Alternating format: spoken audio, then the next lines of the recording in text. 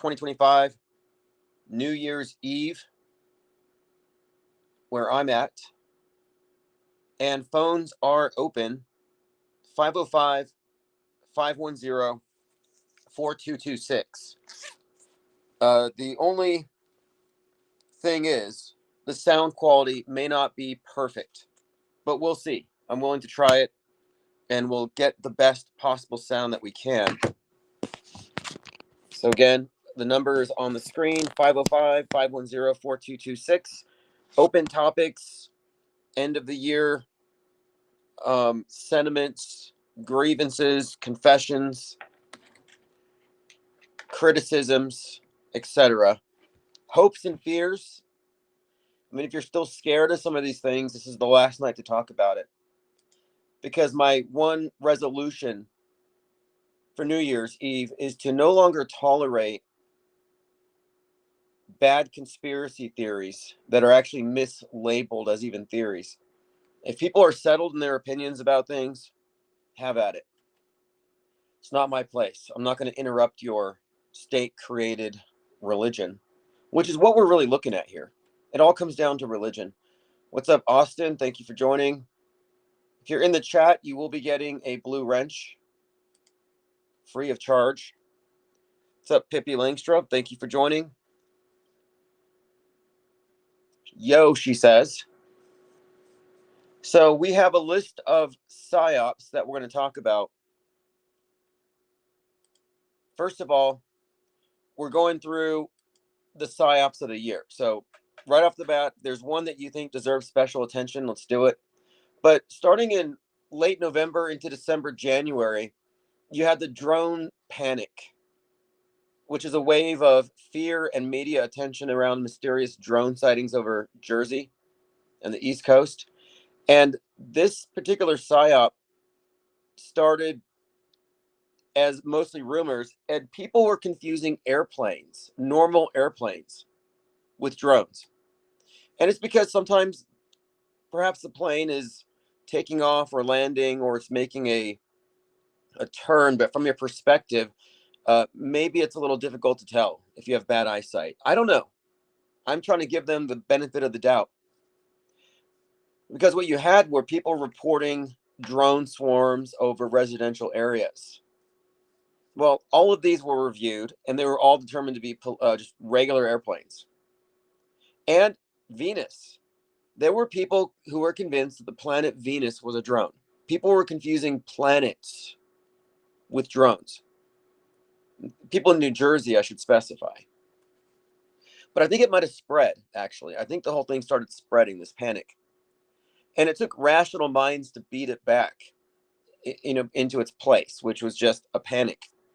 Like Metabunk's Mick West, who insisted that if you're going to release something as evidence, you need to provide metadata, direction, location, and time, so they can cross-reference it and see if it's not just an airplane, which it was in every single instance. Nobody even saw a drone.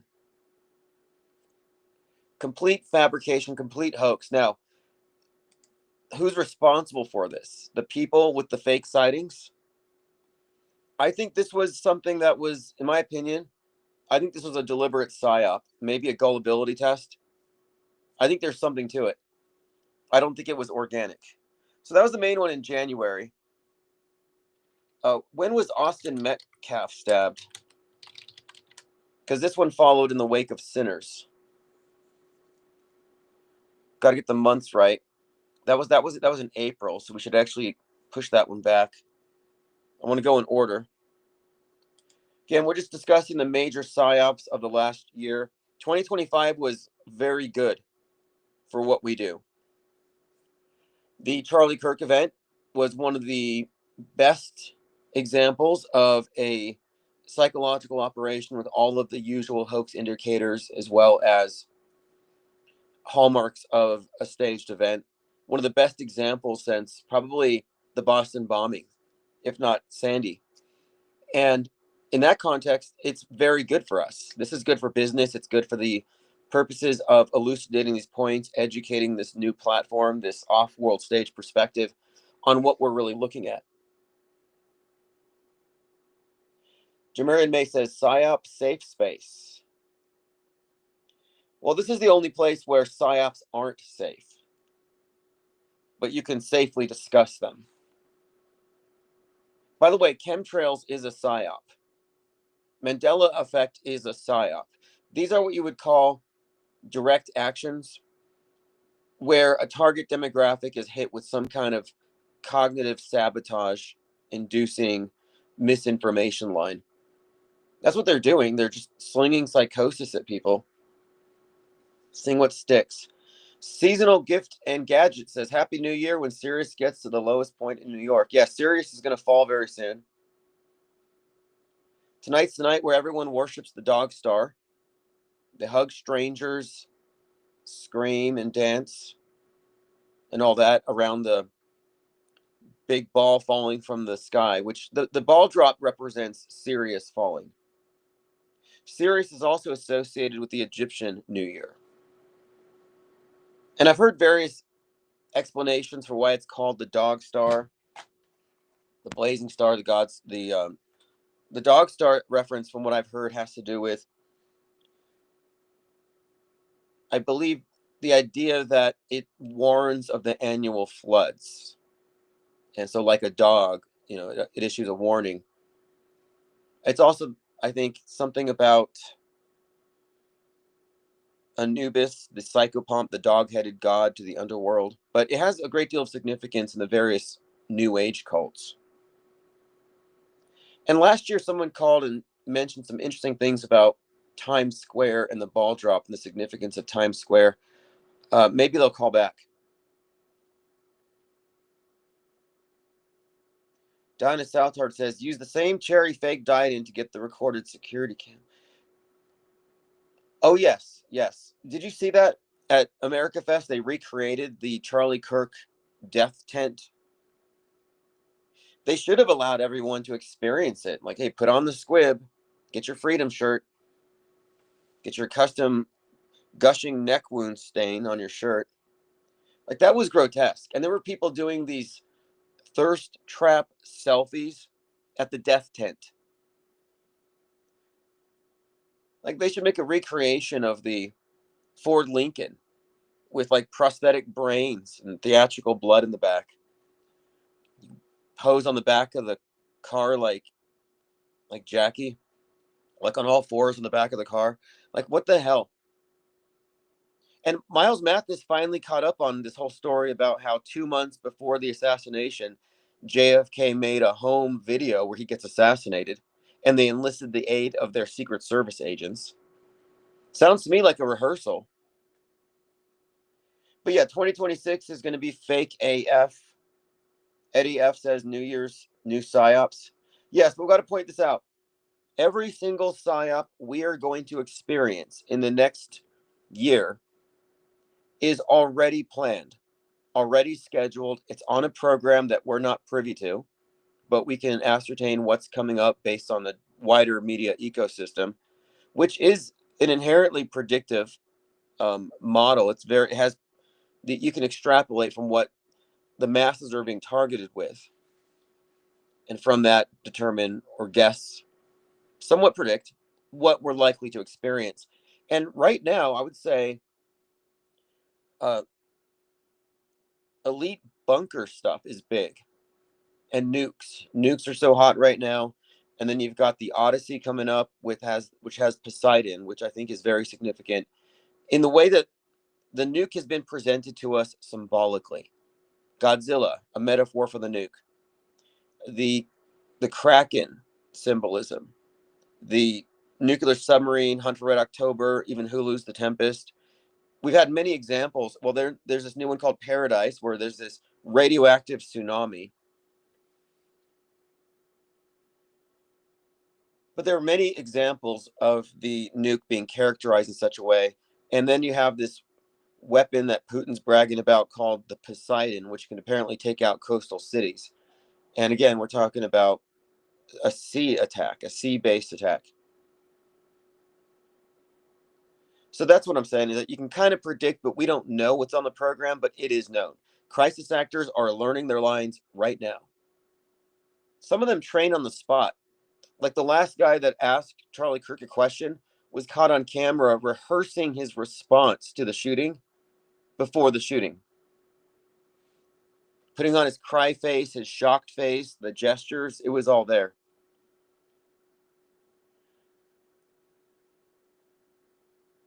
Seth Black says people wore ear bandages after Trump got shot in the ear. Yeah, exactly. So why wouldn't they want to have like a Charlie Kirk neck wound? This is just death. This is like some kind of occulty thing. This martyr, this worship of this dead person. Megyn Kelly says she prays to Charlie Kirk, and Candace Owens summons his spirit. Candace Owens said that the ghost of Charlie Kirk came to her bedroom one night and said, "Candace, I've been betrayed by everyone," and that's why she's on this rampage. She has uncovered some interesting leads, though. Like, there's like half a dozen Tylers in Charlie Kirk's life, all of them bad. All of her exes are named Tyler. Tyler the Executioner in Snake Eyes. And then Tyler at TP USA betrays him, embezzles a bunch of money. He gets shot by a guy named Tyler. Getting ahead of ourselves. We're still in January. So what was the big psyop in February and March?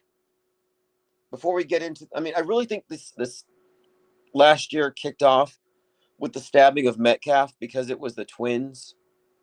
And Jake Lang from January 6th came out and tried to racialize it, try to make him into this like white Trayvon Martin. And it followed in the wake of the movie Sinners, which is like #1 right now on Netflix, no, on Amazon Prime, with Michael B. Jordan and his own self as a twin. And the twin dies bleeding in the other's arms. And that movie was about racist vampires. Like all the vampires were white. So it kind of aligned with the general tone of the incoming psyops, which were then followed up by additional ones. Like you had Rodney Hinton Jr., the guy who was killed by the police, and his father kills a cop in retaliation. Then you had Raja Jackson versus Psycho Stu was also put in that context. Then, of course, you had, what's her name? Was it Shyla Hendricks, the racist at the playground? So we had a bunch of racial stuff. The Annunciation school shooting is probably one we should get into. That one was fantastic. Happened after the movie Weapons, and it contained all these same core elements, really building on this new mass shooter archetype. Because now the mass shooters are furries, Antifa, satanic Nazi trans witches. They're targeting Christian schools and children. Way different than the neo-Nazi bowl cut white kid. They changed it. There's a plot twist in 2022. And interestingly enough, it really did coincide, I think, with the Stranger Things series, which had a lot of elements that were connected to school shootings that were at the same time, such as the Uvalde school shooting, which, by the way, had 2 injured, 17 killed, another 217 code, which has been frequent in these shootings ever since that House bill to overturn the ability to own assault weapons only got 217 votes and failed.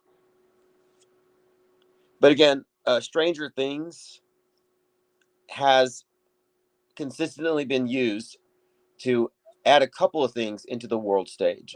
The satanic panic theme, but also this new breed of mass shooters, like left-wing shooters.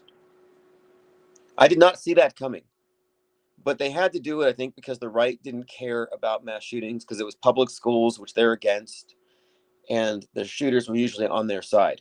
I mean, Nick Cruz had a MAGA hat when he was in his backyard in his tidy whities, dry firing his weapon, and his neighbors were recording it. Like, we got to revisit some of these psyops. We talk about AI slop. What about psyop slop? It's all been bad, like hilariously bad. The tiny book person, the bullet deflecting bra and belt buckles. Like we got to go back and go through these things. Then we have the Thousand Oaks shooting where the guy gave he used his belt as a tourniquet and how somehow managed to not get any blood on his hands. The Nate says, can the Discord be cataloged by month in summary so it's easier to determine what we're talking about throughout the year? Yes, absolutely. We can export and use or enlist AI. I have a agent. I just haven't been really active with my AI agents lately because my computer's packed up. But there is a AI agent in the, it's called the iPS stenographer, and you type in exclamation mark summary, and it will provide a summary of what was talked about in the last 24 hours in a PDF and audio format with quotes and pie charts to show who was participating the most, for example. All right, let me reopen phones. I think I shut them off by accident here.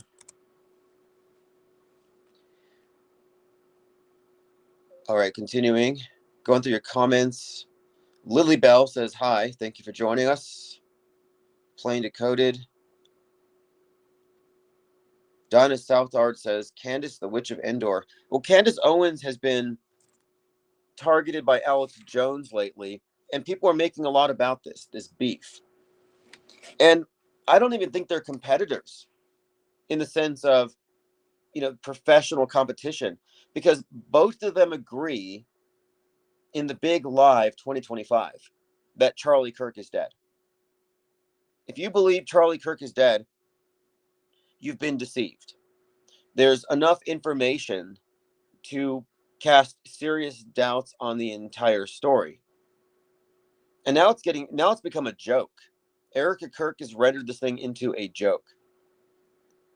We're at this point now in the theater of Psywar where laughing at a widow is somehow deemed appropriate because the acting is so bad, so over the top. I think the sequin vest is what ended it, but that and the fireworks. But they unleashed some kind of irreverence here where people aren't giving a damn.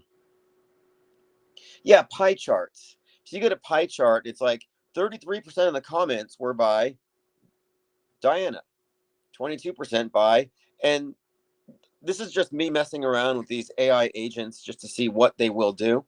But I like the idea that every 4 hours, like clockwork, we get a press release of everything that we discussed, condensed, organized, listenable, downloadable, or readable.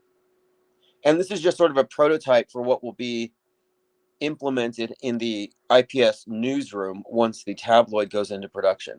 I will be relying heavily on AI agents to do a lot of the manual work, specifically press releases. Busy said, I just watched the Stranger Things finale, ends with a, I don't know if I want to give any spoilers. Scotty says, fake alien invasion for 2026. Well, there's a Steven Spielberg movie, and people seem to think that because there's a Steven Spielberg movie, it's going to happen for real. If it happens in the movies, it's real. I guess that's where we're at now. How convenient would that be? But generally speaking, the predictive content happens before the event. So when I saw Oppenheimer was coming out, I'm like, okay, well, the nuke's not going to happen until after this movie has thoroughly saturated the zeitgeist. And then you got Fallout that follows it necessarily, because that's the thing. EMP, nuke, then Fallout. Fallout's the long-term agenda, locking us down and censoring the internet. So will there be one in 2026? It'll have to be after July or August. But I really don't think that there's going to be an alien invasion. I think more likely we're just going to experience the gradual delegation of power to AI, a higher intelligence. So it may as well be aliens. And if you look back at a lot of these movies, like, for example, Colony is one that had a lot of foreshadowing for what we've lived through. That was back when I started mining Netflix for clues. And I was watching Colony, season 3, episode 11, and it's all about this alien invasion, but you never see the aliens. The government just hands over power to the aliens, and they send people to the moon to work on the moon base. And that's it. Life goes on as normal. Although everything is somewhat locked down because of climate change or something, but they talk about how Seattle is ground zero for the rebooting of civilization. So at the time, I'm like, okay, 311, Seattle, ground zero, reboot civilization. And then the next year, 311, ground zero, Seattle for the, not reboot, but the Great Reset. Same thing. All right. So to continue here, we're talking about the psyops of the year that are worth talking about. Now, the Psycho Stew one, you may have missed it. I think I solved this one, and I got a lot of flack. Sean Strickland, who's an MMA fighter, tweeted about it, how terrible it was that Raja Jackson punched Psycho Stu 23 times in the face. My first indication that that was a hoax is that he wasn't punched 23 times. The guy didn't even swing his arm that many times. So why did they use that number? So I slowed it down, and I counted maybe 11 that contacted, but it looked like he may have been fluffing his beard. And the angles of the punches were kind of weird, like an arcing swing when the person's right in front of you unconscious on the ground. So my thinking is this is how the magic trick was performed, and it tricked like most people. When Raja slams, he body slams Psycho Stu to the ground, Psycho Stu goes unconscious. So we're supposed to believe he's not awake. That's what got people. So when you see the fists swinging and his face going back and forth, your imagination is like, it just, oh, it's like an optical illusion. You're like, okay, well, obviously he's being punched.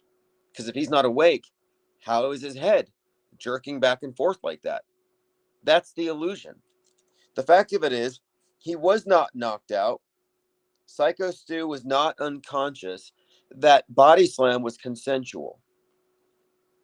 He wasn't caught by surprise, and it was no different than any other kayfabe WWE style body slam, where the weight is evenly distributed across his entire back, and it's unheard of for people to get knocked unconscious from a properly executed body slam in a wrestling ring, unless they're doing it for dramatic effect. It doesn't just happen. Oh, he got body slammed, it knocked him out. Doesn't happen that way. So my point of it is, and I looked into the medical literature on this, I couldn't find anything like it. So my conclusion here is that was the ruse. You're supposed to believe he's unconscious and he didn't wake up for 24 hours over a body slam. So anyway, that was totally fake. It fooled a lot of people.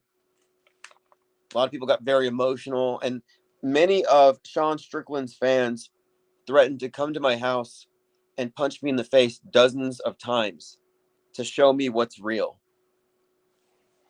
I'm like, only if it's that kind of punch where you slap the ground with your foot, where you stomp your foot, and then you punch right past me. Like, but I'm not going to take real hits over this stuff. But people get very emotional, is my point. And there's a correlation here between emotions and beliefs as opposed to the intellect and knowledge. So you think critically, you come to know something through skepticism, you're kind of dispassionate, unattached, you're just responding. But if it's something you believe, it's because you had a visceral feeling, oh, that looks so real, that was so mad, I'm so outraged, emotions, rather than suspending judgment, you're emotionally reacting. So I noticed the people who wanted to beat me up over this, or the ones who thought it was real, were the people who got super emotional about it. And I'm just not triggerable like that anymore. Like, I'm over it. Like, these psyops are, for me, this is research. It's sometimes they're entertaining, but oftentimes it's like we're not participating. And this was sort of a concept I brought up earlier. The idea of the participatory psyop, where some of these invite you to participate, to get involved, and even just following it and reacting as though it's true is participating. So if you're like just responding to the event and arguing with people over who did it, yeah, in some way you're helping to reinforce the psyop. So I talk about predictive programming, concurrent programming, and then the follow-up reinforcement programming. The reinforcement stuff, all of it, is what follows the main event. But that's the stuff that really cements it into the public imagination, especially if you're participating in it. Just the discussion of the event afterward, on the faulty premise that the thing was actually real. Beat up, that's low IQ. Well, these were MMA people, and yeah, they were threatening violence against me. I wasn't intimidated. I was just kind of shocked at how they find it beyond the pale for me to suggest that it was fake. It's like they're in the business of simulating combat. If anybody could be capable of faking it, it's the people who are trained to do it for a living. So the difference between the punches that we saw and all the moves that came before is that we were told this one was real. They designated that one real, and now suddenly everybody responds like it's real. It's a joke. But that's what we're in. We're in the desert of the designated real. But we don't get to designate for ourselves because our perceptions are faulty. We have to outsource to authoritative sources like Fox News and CNN.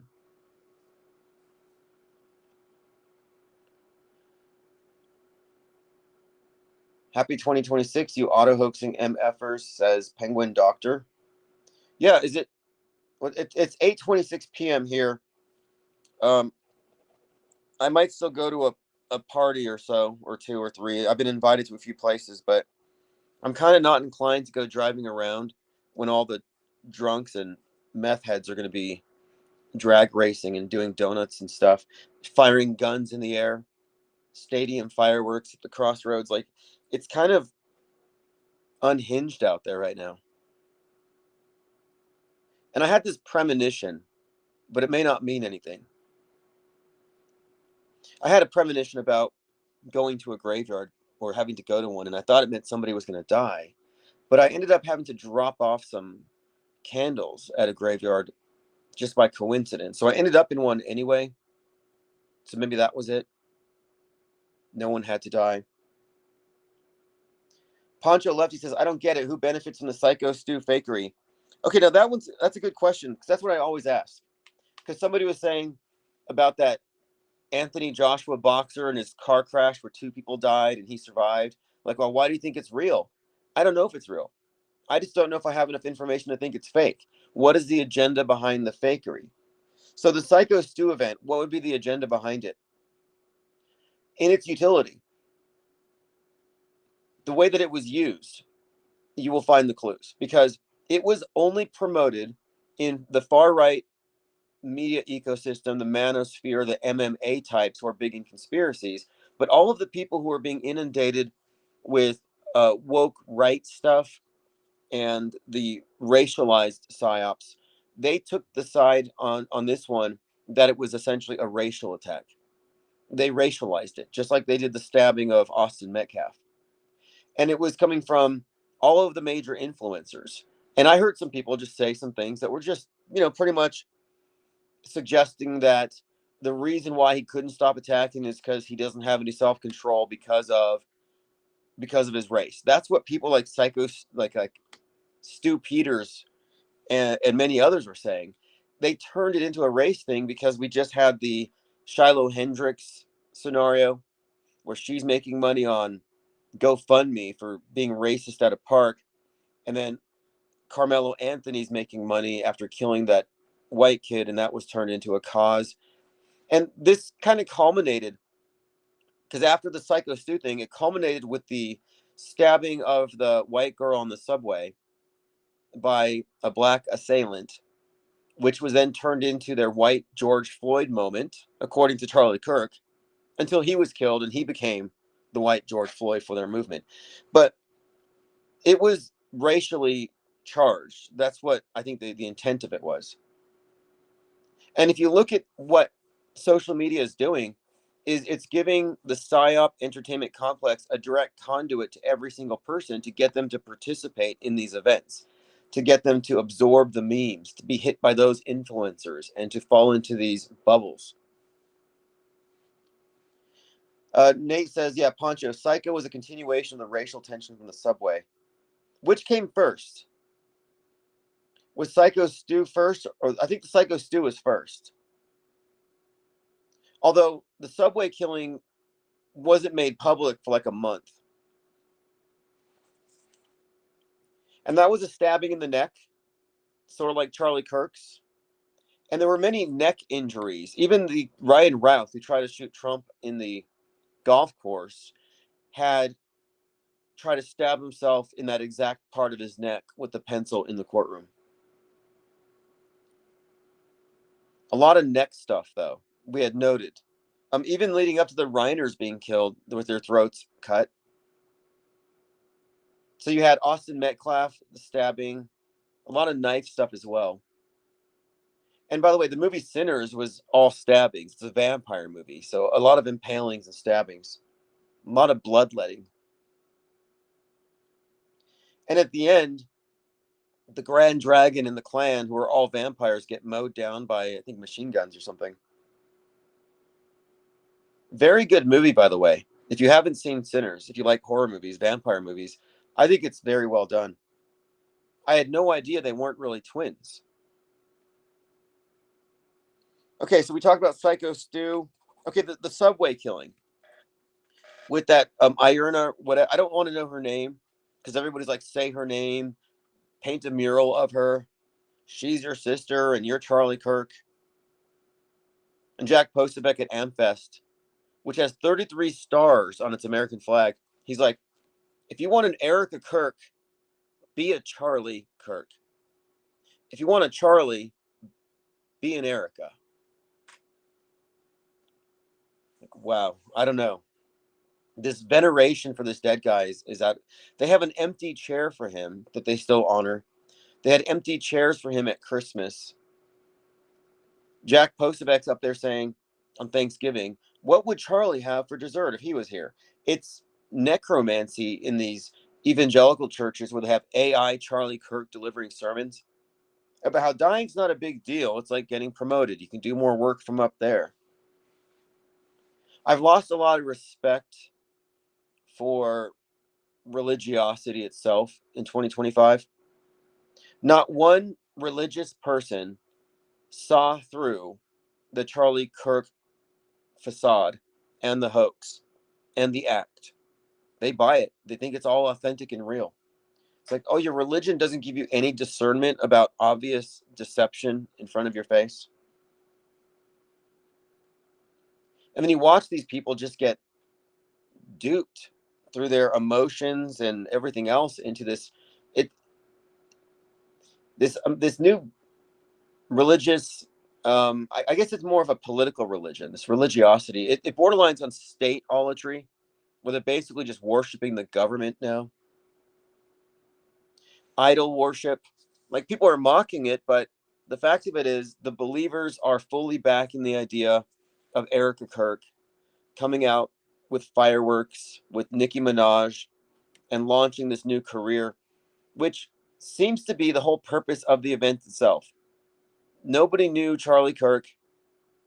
Everybody knows Erica Kirk. Everybody I know they can't shut up about her, which makes me think she's probably going to be vice president. And that was put out there days after the event. That was already talked about as of the memorial on the 22nd.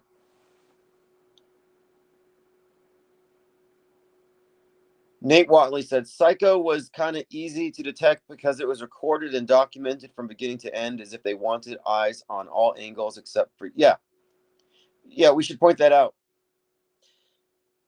That the event was staged, and they admit that it was staged, but their claim was, oh, it was staged. Psycho Stu crushed a fake beer can on Raja Jackson to make him mad, but it was all staged. But that Raja actually got mad, and he started hitting the guy for real. So they're like, oh, it was staged, but he went out of his off the script. Plain Dakota says, ban all displays of religious beliefs is my new belief. I'm all for tolerance. I might coexist.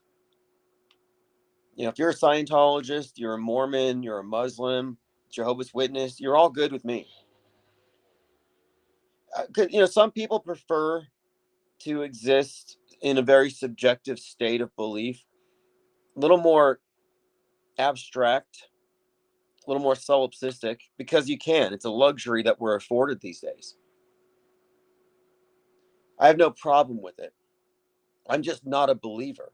And as long as the believers aren't empowered to burn or stone the non-believers, then let them have at it. And the dominant belief system today, the dominant religion, is the mainstream mediated version of events. So every black screen, every TV, every movie screen is a portal for this belief system to enter into your mind. I mean, you're not going to be able to stop displays of religious belief. You can't suppress this. The pageantry is intrinsic to every form of entertainment propaganda that we view. It's inescapable. We're in something of an echo chamber. Like we're in a global cult. But yeah, again, what I would say is this, and religious people don't agree. Religious people believe, and this is true, every religious person believes that their religion is right. You don't see Mormons like, man, I should really be a Muslim because I know they got the right story. No, every religious person believes that their religion is the correct one. Therefore, everybody else is wrong. And they all believe that. I'm like, so instead of everybody believing everybody else is wrong, let's just go with, hey, everybody's equally wrong. You're all wrong. So you're all equal. They can't all be right. It's just not possible. But it's probable, I would say likely, that they are all wrong. Each and every single one of them. But why wouldn't it be? I mean, these are uh, myth-based frameworks for describing the world as it is, where it came from, as it is, where it's going.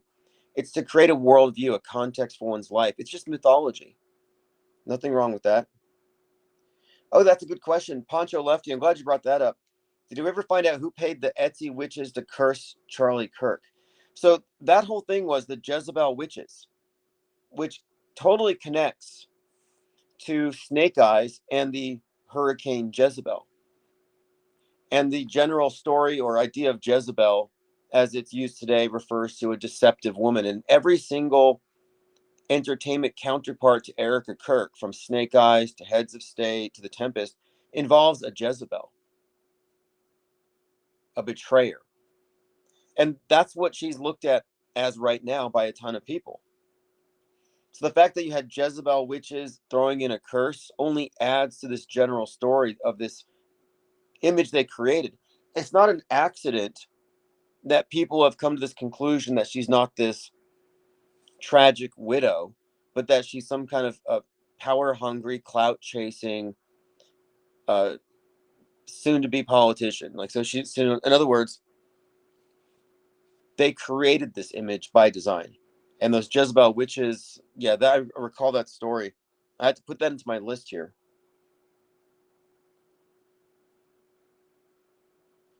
Plain Decoded says we should wear ridiculous hats and festoon ourselves.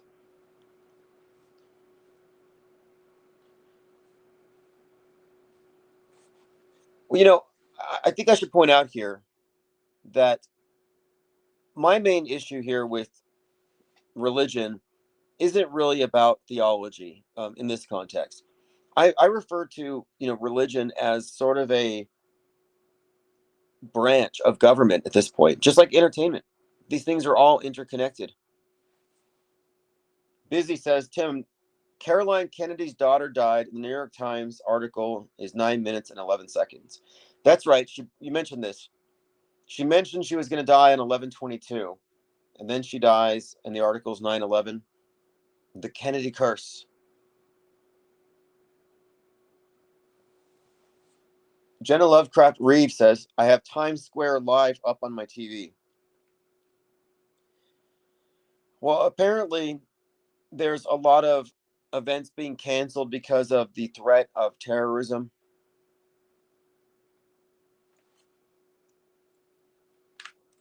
So I don't know if that means they're setting the stage or if it's just to create the perception that they're keeping us safe. It's all just to keep you paranoid. And I'm leaving a lot of that stuff behind.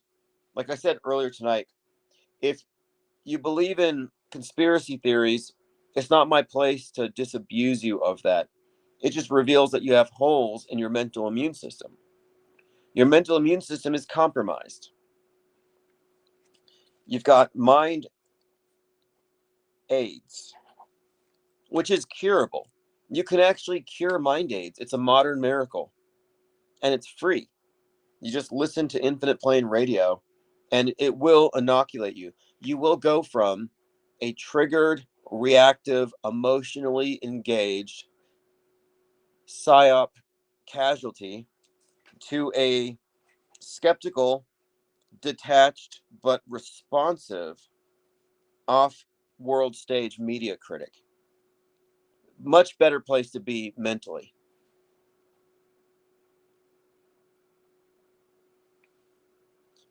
You know, I brought this up before, how we talk about space quite a bit here, but I would argue the whole space program has always been, like the Space Odyssey telegraphed this brilliantly.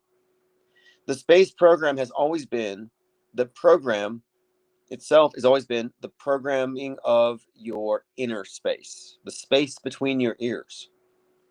That it's always been worldview warfare, and they would control the space between your ears through the movie screen, through the TV screen, symbolized by the monolith.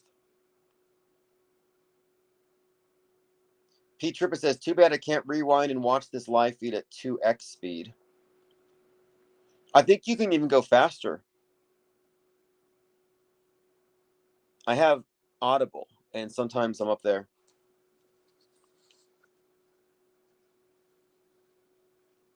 I've been finishing a lot of books lately.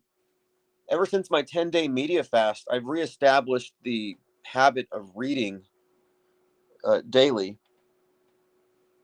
And it's important to do so anyway. I think if you're going to be writing quite a bit, I think these things go hand in hand. And 2026 is the year that we are going to get the tabloid into circulation.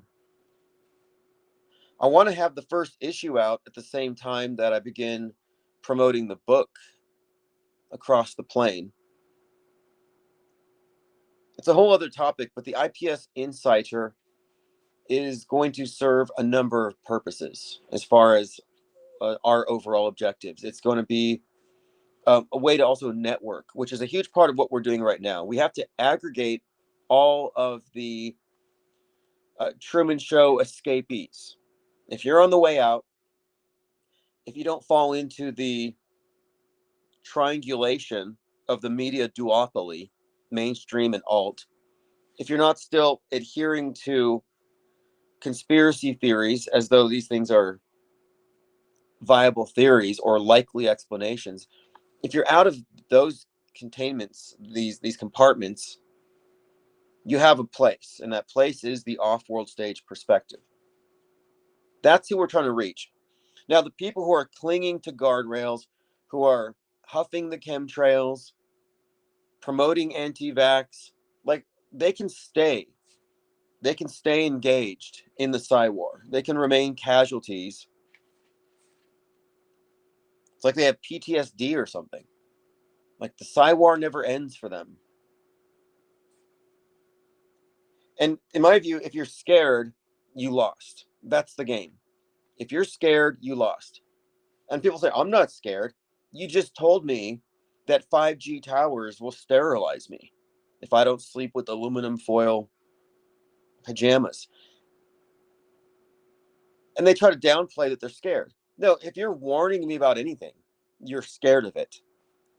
You don't have to act tough, but like, you're a needle phobe, you're a xenophobe, you're an alienophobe. Like, these are things you're scared of. You can't bring up these horrifying things and claim you're not actually scared of them. Like, The people who say that we're being hit with chemical warfare from the airplanes. Like, yeah, that's terrifying. If I thought that was true, I wouldn't go outside.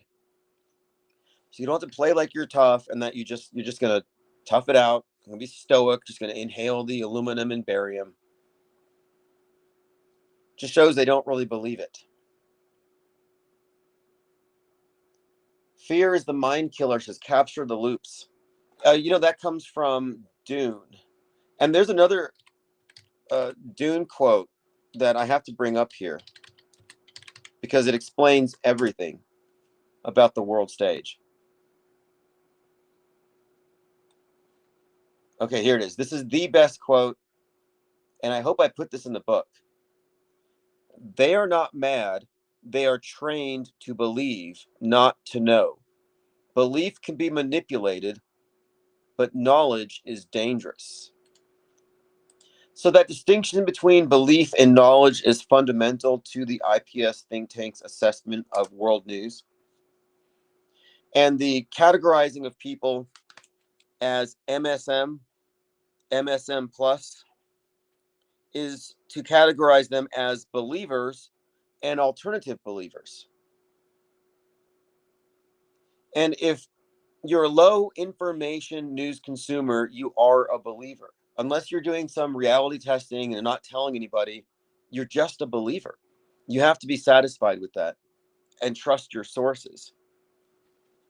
But those of us who know a bit more about how this thing works, who have stepped outside of that duopoly, we are the MSM minus, the subtractive view.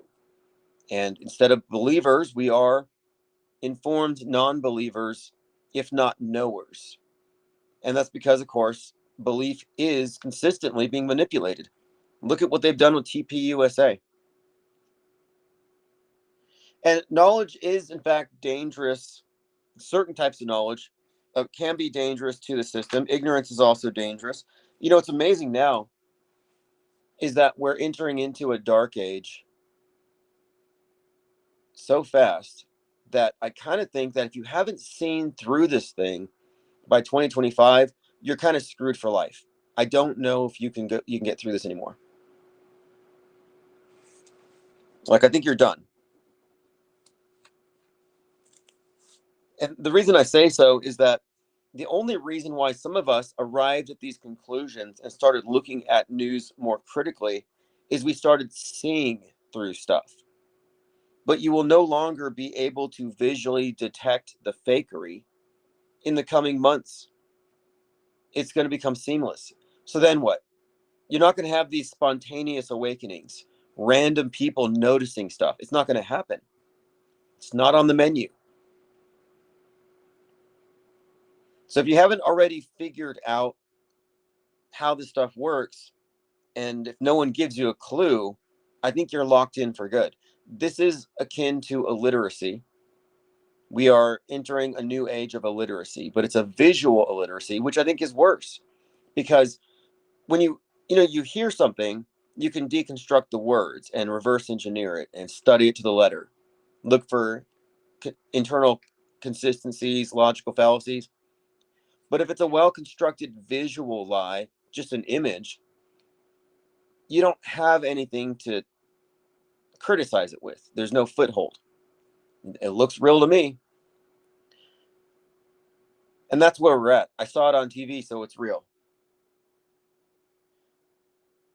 By the way, I am watching. So I just watched Naked Gun with Liam Neeson, which is really funny. And at the end of it, it's really about a mind virus that the elite are going to release to make us all go crazy and kill each other while they go hide out in bunkers with the best in live entertainment, including Weird Al Yankovic. And I was describing this to someone, and they said, "Oh, you got to see Paradise. It's the same story. Nuclear apocalypse, mega radioactive tsunamis, and the elite in bunkers, just like Fallout." So again, this bunker thing is big right now for some reason. I'm also watching Begonia. I'm about a third of the way through it, and I'll write a review. But I did detect something. So in Begonia, it's these conspiracy theorists, and they're convinced that this woman is an alien. And the guy who's describing how he knows she's an alien, he's like, "Oh, you can tell. Look at the spacing in the hair, the narrowness of the feet, and the way he's describing her. I'm pretty sure it's a parody of transvestigation and phrenology, which is what we're. It's like this pseudoscience and these false experts. Anyway, Begonia is about conspiracy theorists, but it's one of these movies to make conspiracy theorists look so unhinged that they're dangerous.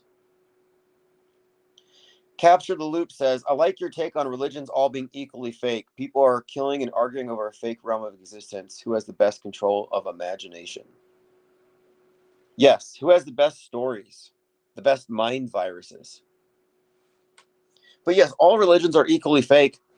And I'm something of a, maybe I'm a Gnostic, a Theosophist, kind of Manichaean. I mean, I'm not against the world, but I do agree with these ideas that have resurfaced in the New Age concepts and have pre-existed in some of these older groups like Rosicrucians, or like there's a lot of thinking that went into a lot of these concepts that aren't as simplistic as what religions portray. But the direction I'm leaning here toward is that we should actually determine spirituality based on what we can directly know, what we experience, not what we're told to believe by the authorities. Because what the authorities have done, and I think this is by design, like, okay, they've rendered us visually illiterate right now, the state that we're in, generative AI, everything's just getting exponentially better. But I think religions have rendered us similarly, I won't say spiritually illiterate, but it has, in fact, I think, compartmentalized spirituality from where it should still be part of psychology. Like, I don't think psychology is done. I think it prematurely ruled out the idea of the soul. And I think that whole area has been deliberately compartmentalized so we never put the pieces together. And I think religion is there to maintain that fracture. So I'm really about personal experience. That's why I say Gnostic. I think things you can know. And I happen to think that intuition is a form of direct knowledge that cannot be explained by conventional neuroscience, psychology. It's just not real. It's not acknowledged as anything but just some kind of fluke or a lucky guess or something. But I think there's more to it. But I think there's a reason why it's been shelved, ignored, and marginalized. And I think, again, I think it's part of this wider war on consciousness and self awareness. I think the epidemic of narcissism is deliberate, and I think it's part of this agenda as well. Because what typifies that particular personality style is that it's built around a construct. In their case, it's a construct they know to be such because it's designed to manipulate, but it's just the ego as the entirety of the self and the center of attention and focus. And the purpose of it is to get likes and attention and affirmation. That egocentricity serves the system because the system doesn't really account for us as being anything more than just apes with big egos. Again, the system is inherently soulless in that sense. Poncho Lefty says, Begonia is great. I couldn't get past episode 5 of Pluribus. I got too Gen X nostalgia. Yeah, I've heard mixed reviews on Pluribus. I'm going to continue to watch it when I get the chance. But right now, I'm trying to wrap up Begonia, and I'll do a review. Tomorrow, I'm going to check out the new Avatar as well. We need to keep up with the big meta scripters because nothing they do is inconsequential. Everything they do is helping to set the stage for some historic event. That's what they're doing. That's their gig. These meta scripters, these directors who get these contracts to put out certain messages and propaganda into their films, they're co-creating history. It's got to be a power trip to know that they are manufacturing history, like as a product, as their legacy even. But yeah, I mean, history is a fraud in the sense that it's lies agreed upon, like Napoleon said. It's built upon lies by omission and outright fabrications.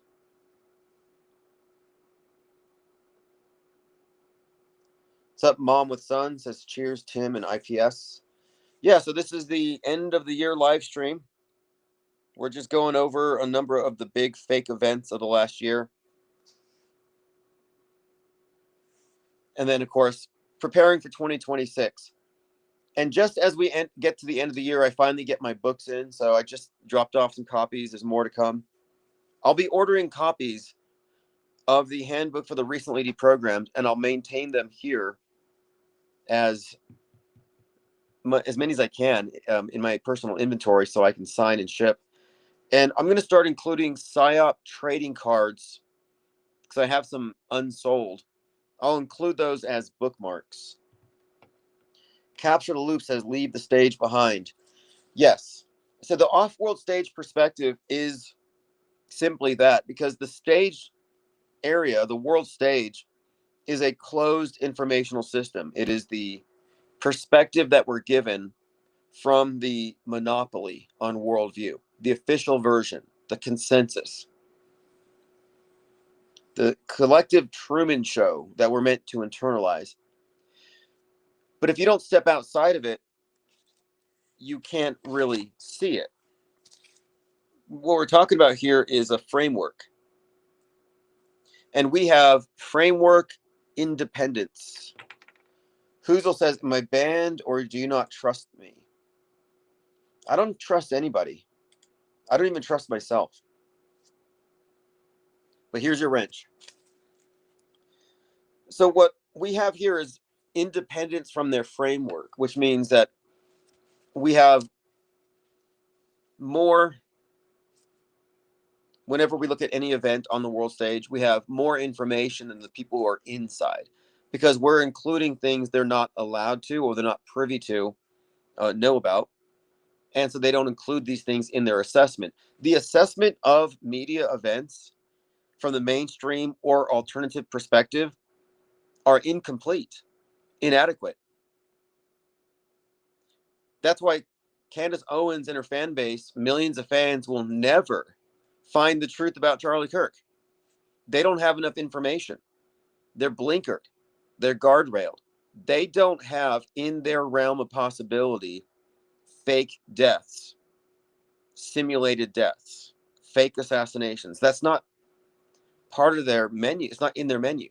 They will never get there. So that's what I mean when I say the world stage is a closed informational system. There are many areas where they are essentially corralled, like in a paddock, like sheep. Whereas we have independence from their frameworks. And so from the outside, we have an objective perspective. We're the only objectivists on earth. That's absolutely true, because the objectivists have always filtered their philosophy through mainstream media, treating it as objective, as not inherently subjective and distorted and bent, which it is. Now, one of the nice things here is that we have a fundamental competitive advantage here. We have a huge advantage when it comes to moving forward, because every other conspiracy theory out there, they're all lost in the mix. And even if you have some kind of novel idea, a bigger channel will take it. But what we're bringing forth here cannot be co-opted and cannot be taken. Like Stu Peters could not adopt this perspective. Candace Owens cannot adopt this perspective. Alex Jones can't touch this. They're not allowed to. It's outside of their purview, above their pay grade, and it's contrary to their purposes.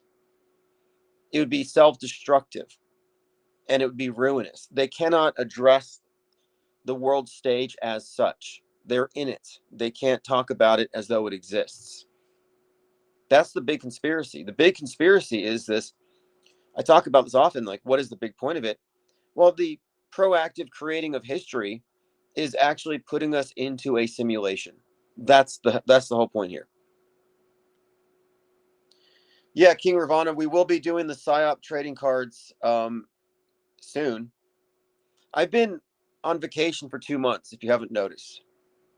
And by vacation, I mean I've been moving around a lot. But I'm going to be stabilizing things here now. I'm starting classes in about 2 weeks. And I will be getting into an office space so we can really move this whole agenda forward. The next stage is going to involve whiteboards. That's the next stage. And I've been working on this for a long time. The whiteboards, the infographics, the breaking down of these concepts into simplified explanations so that people can at least grasp it enough to tell me that I'm wrong. And then we can begin.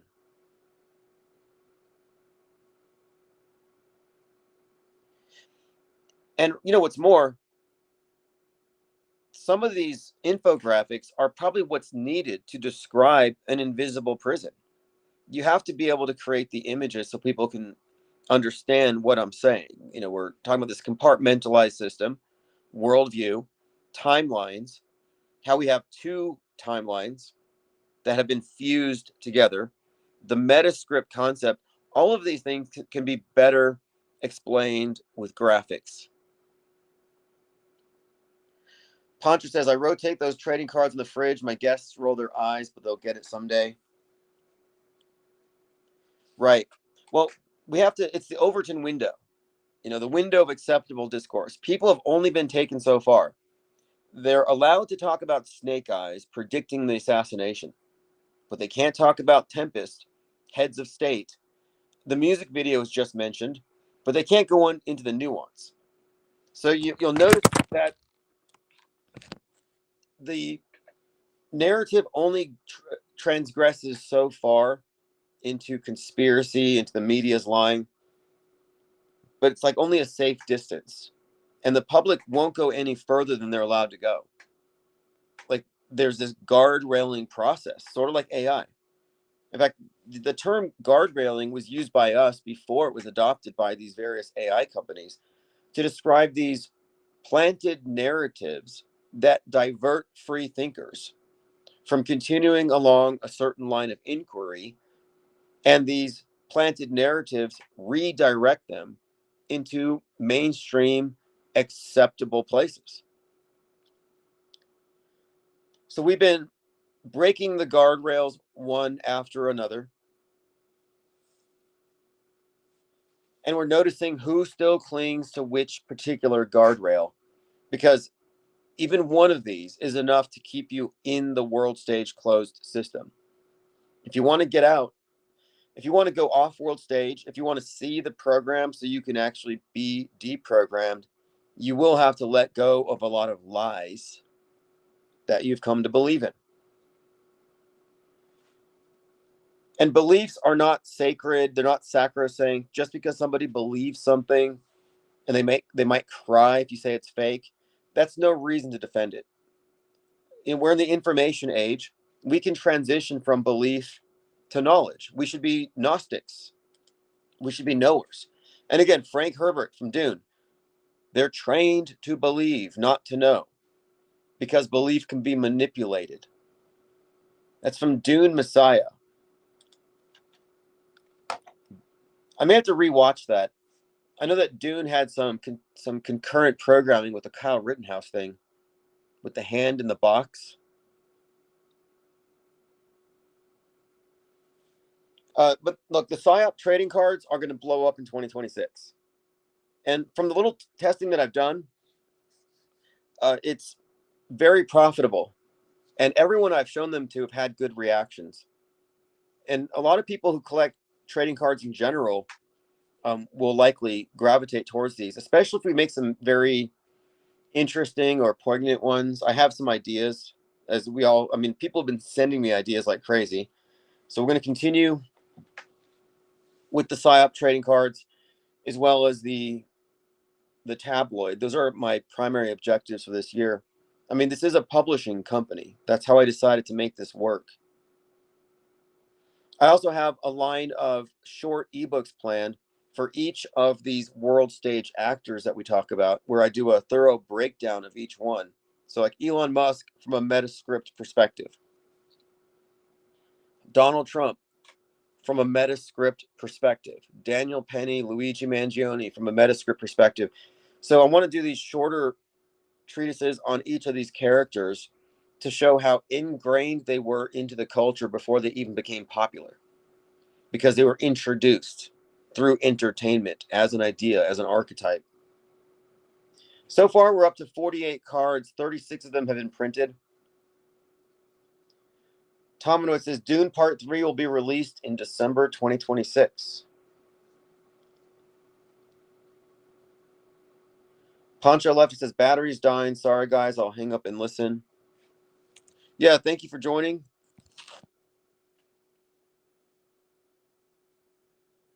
I have extra battery chargers now. I have to maintain charger discipline because I'm always on the move.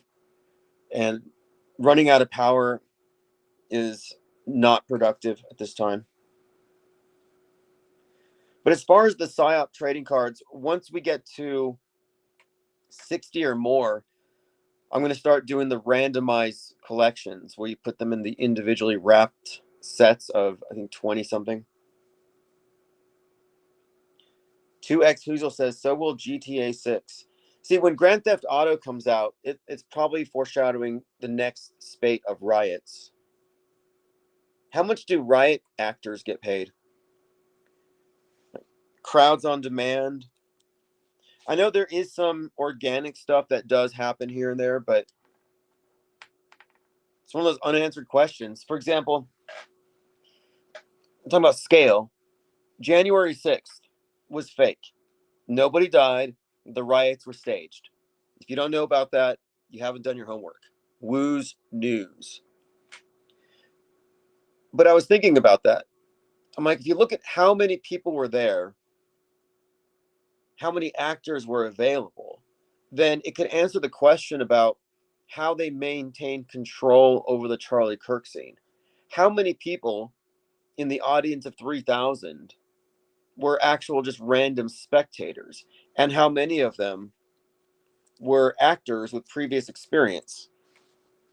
I think it's a valid question. I'm not saying all of them, but if you have the majority and the insiders know who the outsiders are, you could effectively maintain creative control over the event and how it's recorded. Because people were asking, how come you don't have hundreds of videos? And that's a valid question. You know, if you look at a concert, you see a sea of iPhones recording the concert, which I don't do.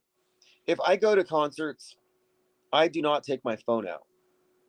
And that's because the quality of the experience, as far as your recollection of it, your memory of it, will be better if you directly perceive it instead of getting it reduced to your screen first.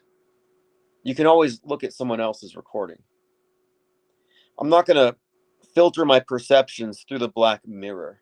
After my 10-day break, I realized that that's a very real possibility.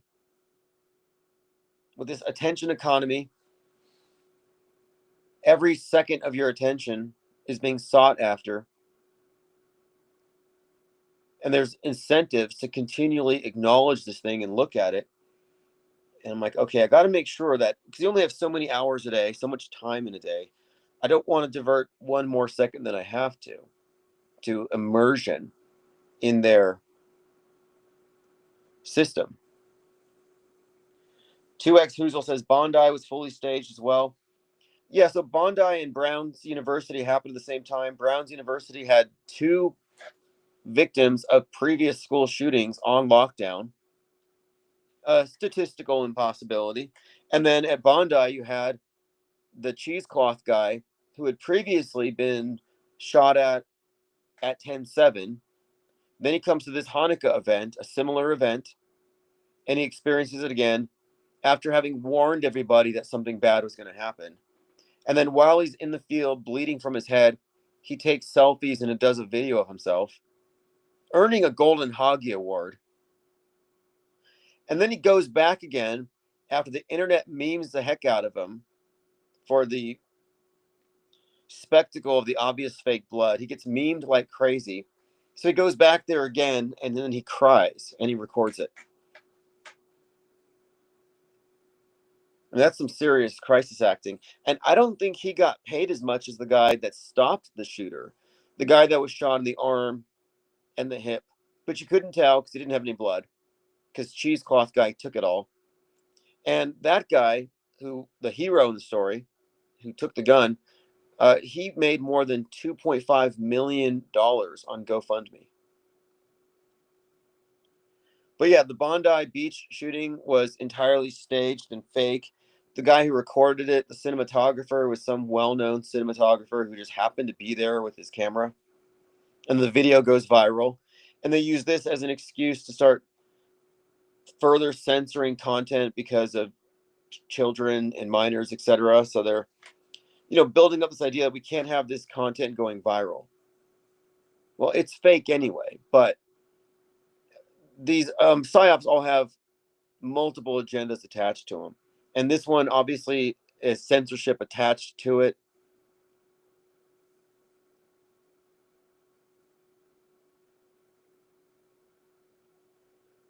Let's see here, going through your comments. Busy says that guy's giving Erica Kirk a run for her money as Crisis Actor of the Year. Well, here's what's interesting about it. The cheesecloth guy is legitimately terrible. Like, he's really bad. And he's one of the worst that we've ever seen. Erica Kirk is really good because she's portraying the role of a bad actor. She's portraying the role of a diabolical, Machiavellian, scheming Jezebel witch who had her husband murdered after essentially seducing him, faking like she loved him, because the long-term agenda was take over TP USA. So from that perspective, the characterization of her that we've been given, we were supposed to see her as a bad actor and accuse her of fake crying. This is part of the script. And just by going along with it and saying Erica Kirk was behind it, you're reinforcing the central hoax. It's all reinforcement for the hoax itself.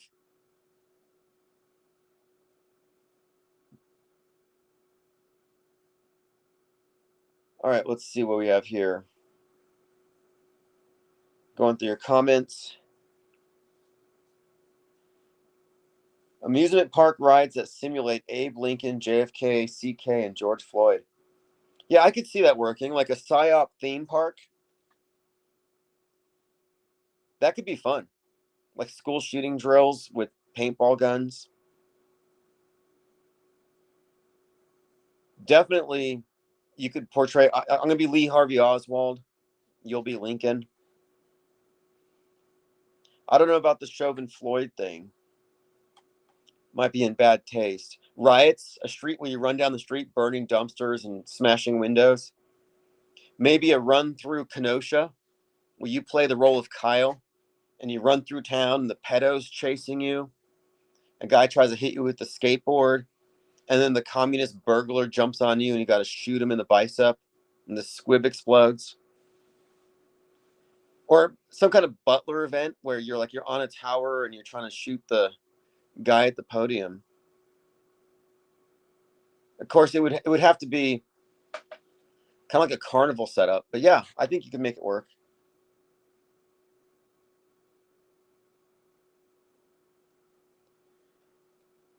All right, continuing. Gage Grossarm. No, he changed his name to Peter Prediger. Changed his name, grew a beard out, bought some wraparound shades.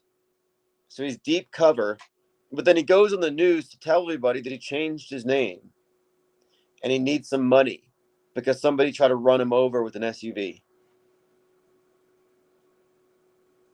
I don't know what that was. Was that a crisis actor trying to score some additional PSYOP money? Maybe jealous of the $5 million that Kyle Rittenhouse made? Kyle Rittenhouse is 100% fake, and his character, this folk hero, they created him definitely based on Chris Kyle, the Patriot Marine sniper who crossed state lines like Kyle, climbed on the dome in New Orleans, and shot a bunch of looters. I mean, the world's changed because at the time of Katrina, the story of this Marine sniper shooting 30 looters was shared like it was heroic and a good thing. And then in 2020, Kyle shoots a couple of looters and a predator, and the media wants him hanged. Plain Dakota says a haunted house. Yeah, I think you could. I mean, I think you could do a lot, like Funko Pop, Audrey Hale, Nick Cruz, Adam Lanza. When we were doing South Pole, we were actually making use of a lot of these characters, and we should probably continue to do so because a lot of them are interesting. We had Wayne L. Sexton on the space station. We had Adam Lanza and David Hogg is the same person, where David Hogg just combs his bangs down, and then he's Adam Lanza. The only reason we stopped doing South Pole is we got censored. And I don't use that term flippantly. We had done a parody of January 6th, and DLive censored us. But up until that point, we had more than 24 people involved in the creation of this weekly cartoon. I'd like to think we could bring that back with the aid of AI, but the problem is the publishing. The last one we did was pretty good. It was Candace Owens and Kanye West striking a deal with Mike Lindell, the pillow guy, to create a bunch of clan hoods with swastikas on them. And that was banned by TikTok the same day I uploaded it. And when you go through all this trouble to create some art and the state burns it in front of you, it's demoralizing. It makes you not want to create more. I mean, at first it makes you want to double down, but you put time and effort into something that should be given a fair shot at being observed and reacted to. It's art. That's the thing. It's artwork that they're censoring here. And it's barely even political. It's more parody and satire and absurdity. But why would they censor it?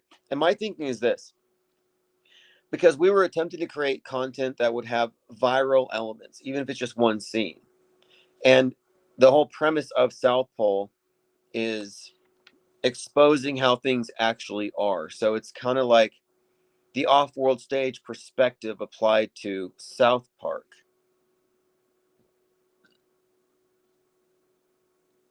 I mean, we may get back into it. I haven't decided if it's worth it, but as easy as things are to produce with AI, it might be a good idea. I mean, there's so many new characters to introduce into this. We could have Charlie. We could have Charlie at Valhalla. In fact, we would be remiss if we didn't take advantage of all these buffoons, these bread and circus clowns. Anybody here interested in a reboot of South Pole? South Pole's a 2026 season? Because we could make it happen. I could make it an agenda here. We just have to set some goals. Like, do we want a weekly? Probably difficult. Once a month, twice a month. I mean, maybe a weekly. I shouldn't actually rule it out. The way that we generally would create these is we would have a Discord room set open, voice chat, and we would write the script as a group. And I think now that we have Grok and chat, it might just be almost too easy. I'll test and see what kind of interest there is in the project. I could certainly get behind it. And then music. We got Suno. So music's not an issue either. We could have the voices done. And this is what I did last time with the last one.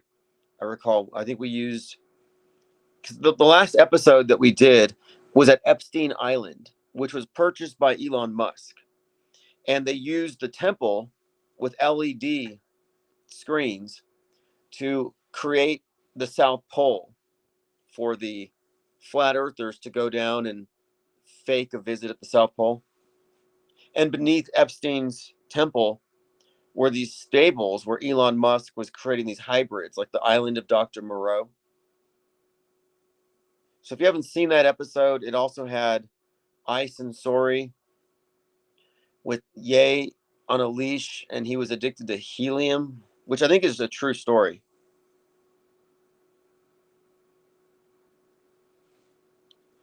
But anyway, we may get back into that in 2026. It's just one of these things where it requires collaboration with a few people. Although AI does, in fact, make certain things doable without outside support, the voices in particular. Yeah, that's right. Witsit Spitsit was in it. Witsit Spitsit and Vapegate. I mean, what the hell was that?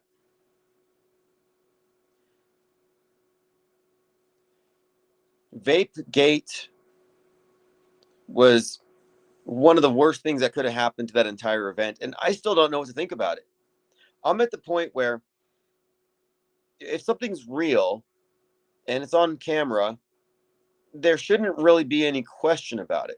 But there were so many questions raised by that, and these were legitimate questions where there shouldn't have been any, that I just walked away from it like I don't even know what to think. They could have filmed it in the Vegas sphere for all I know. But the fact that Witsit had to use a vape pen to make it look like you could see his breath, that was just cheap. Like they could have done CGI, they could have used some kind of a Snapchat filter. But yeah, Vapegate was one of my favorite facets of that whole thing. But yeah, I'm still thinking it was filmed in a studio.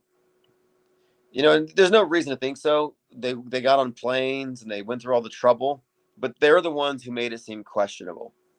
Like maybe they shouldn't have sent some of the shadiest people out there. And then furthermore, when you're talking about science, so that was an expedition in the name of science. Well, you should have people who are part of it that aren't emotionally invested, that aren't advocating for a conclusion, but are simply recording observations and taking these facts and then making the best attempt to get to the truth here. But no, you have these people who are just hardcore anti-flat earthers. It's like you're not objective enough to claim to be doing any science here. So at the end of it, what does it mean? Well, it means nothing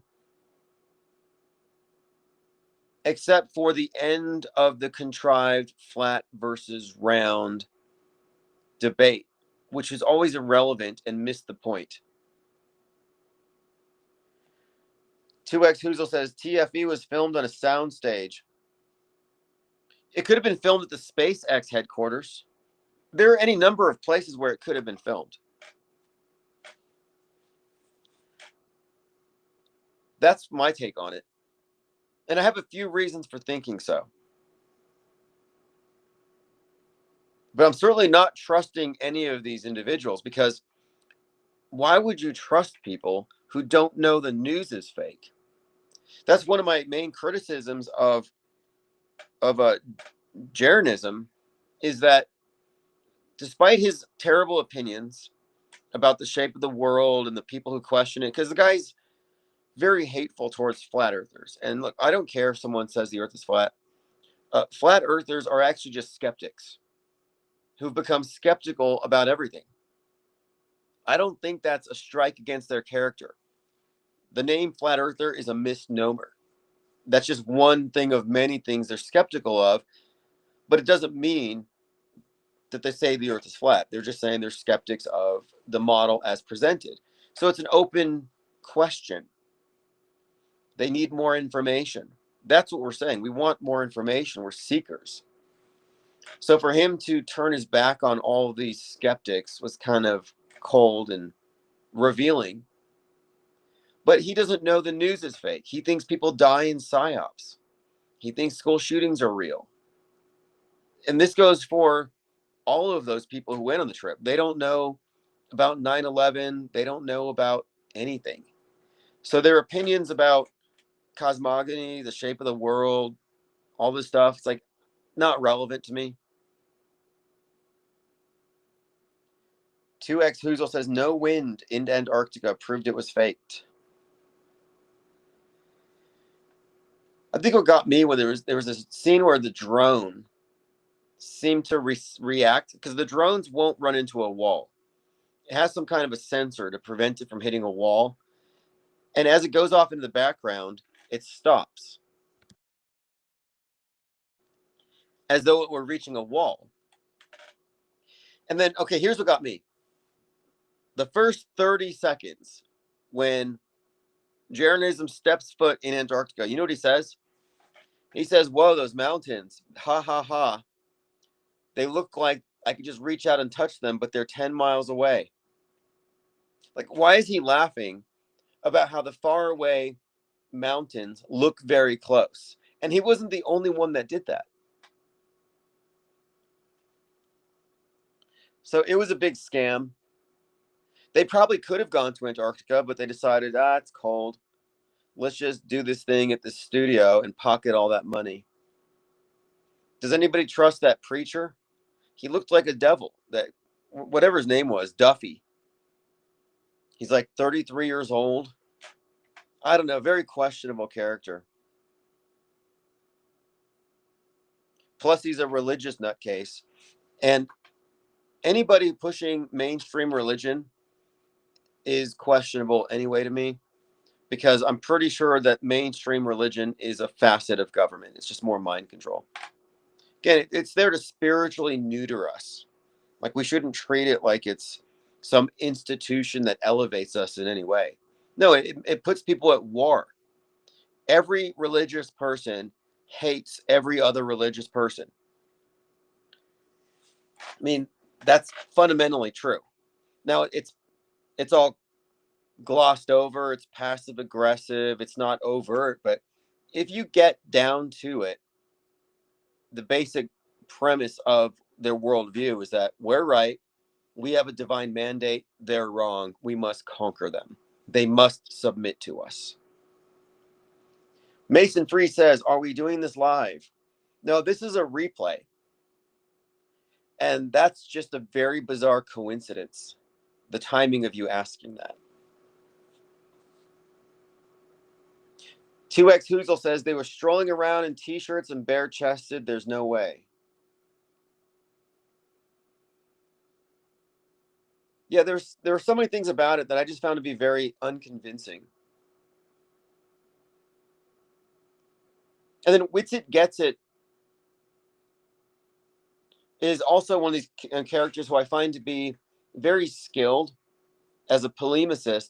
But you have to remember, this is Mr. Logical Fallacy. He will name every logical fallacy flung his way. So he pretends to be this paragon of critical thinking and reason, logic, but he believes in chemtrails. That never made any sense to me. You can't believe in chemtrails if you're capable of seeing through loaded questions, faulty causality, appeal to motive, appeals to ignorance. Like, these are the four main fallacies that make you a chemtrail believer. So if he's able to see through these fallacies in every other context, how does he fall for it when it comes to chemtrails? So that tells me the guy's a propagandist. He's not consistent.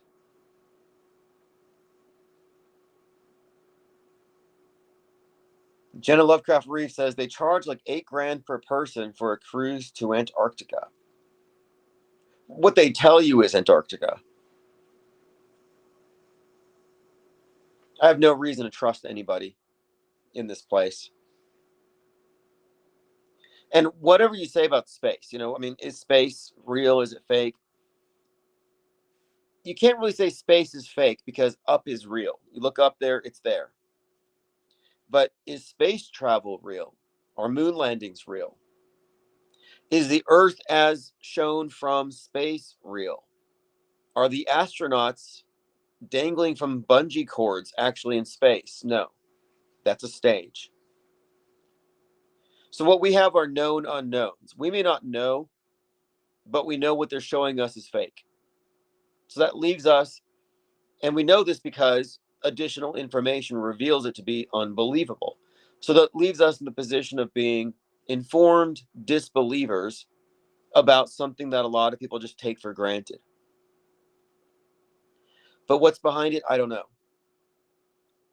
What difference does it make about the shape of the world? The main difference is up and down. If the earth is a ball, then there is no up and down. It's all pretty much relative. If the earth is flat, do we assume it's a discrete object? No. If it's flat, then you wouldn't have the built in assumption of an object in space surrounded by emptiness. But you could just as easily start with the point that, okay, if it's flat, then we're at the bottom of the universe, if anything, until a curve is found, in which case space is up. How far down does it go? Infinitely deep? I don't know. I mean, I don't even believe the universe exists. Like, I think it materializes. It becomes matter as it's experienced. Plain decoded says flat is an aspect, not a shape. Well, it has important connotations, though, because the general misrepresentation of the concept is a disk in space, as though it's just like a planet, but it's flat. And no, the whole concept of the flat Earth would suggest that the Earth is the biggest thing in the universe. And all the lights in the sky, the so called planets, the luminaries, the sun, the moon, are circuiting above it, not orbiting around it. The difference between orbit and circuit, either they're making circles or they're going around. But the observations wouldn't support the idea of circuit, but would indicate more of an orbit.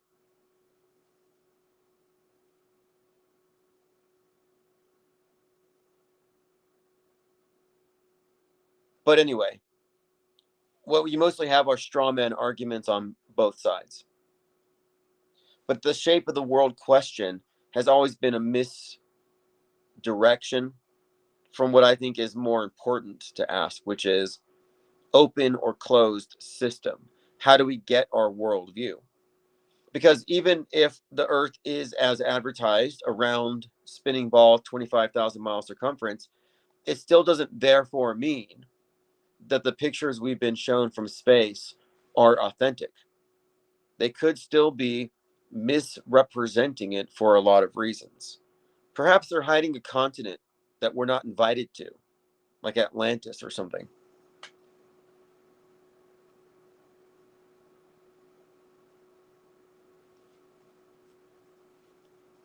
I think John Dee believed that the world. See, this is an interesting one too, because John Dee was an advisor to Mercator on these voyages of exploration. You know, the Mercator projection.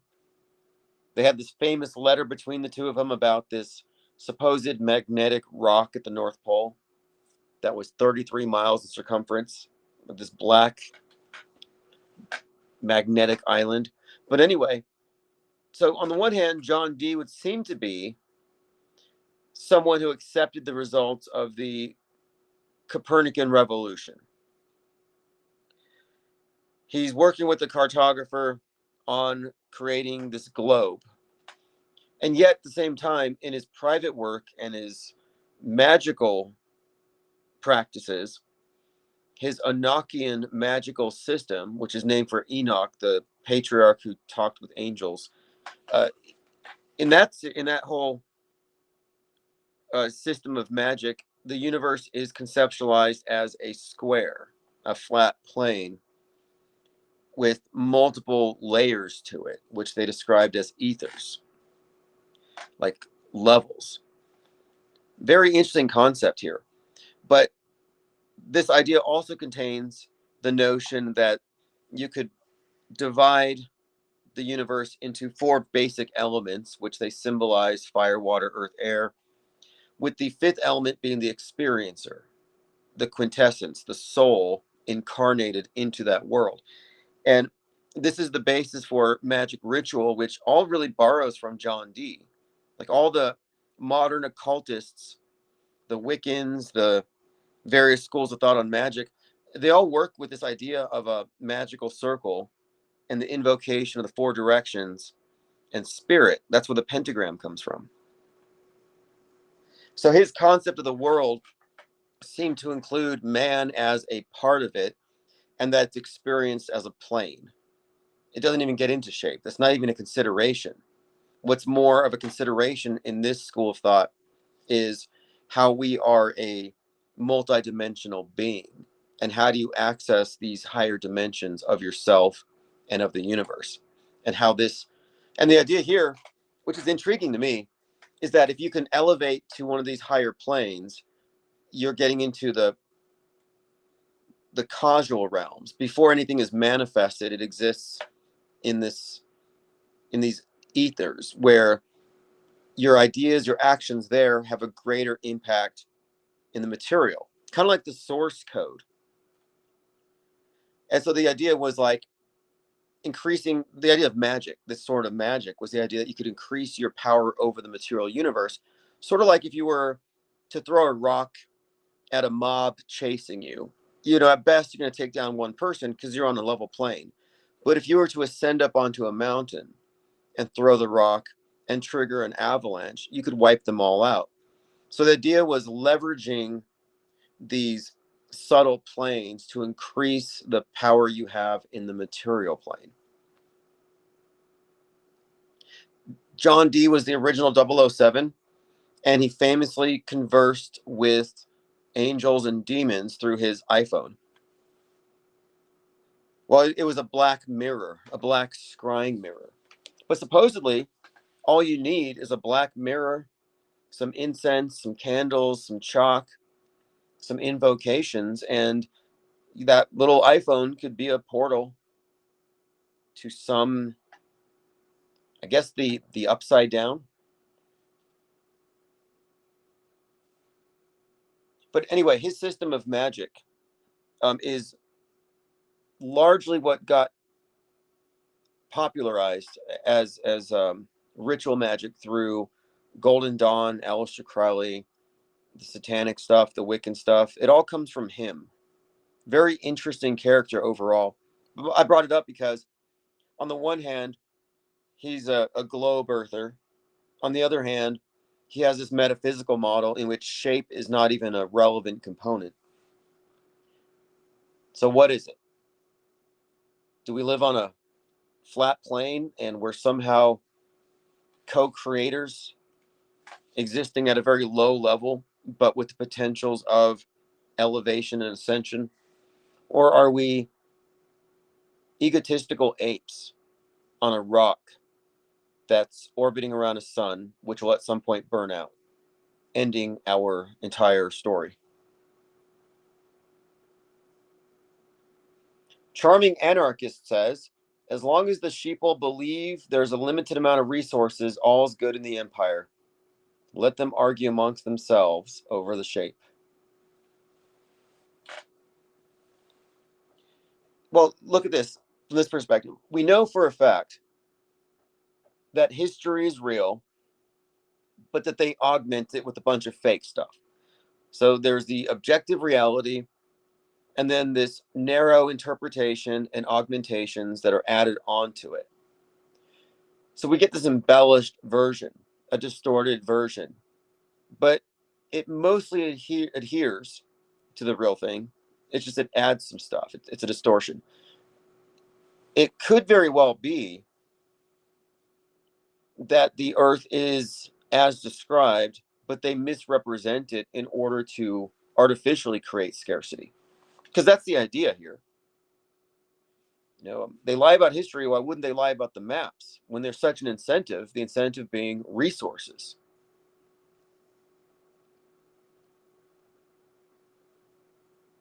Plane Dakota says, we appear to be on a plane, and that's what this place is all about, appearances. I don't know. It depends. A lot of people claim to see the curve. I saw the curve. Jimmy Kimmel is like, I go out on my porch, I see the curve. You go out to the ocean, you see the curve. You go on an airplane, you see the curve. That's what started this whole thing, is people recognizing that many people go around acting like they know something that they merely believe. And when you test these beliefs, you might find out that there's nothing to substantiate them. So unwittingly, a lot of people came to believe certain things based solely upon faith. And when that's pointed out, they get mad.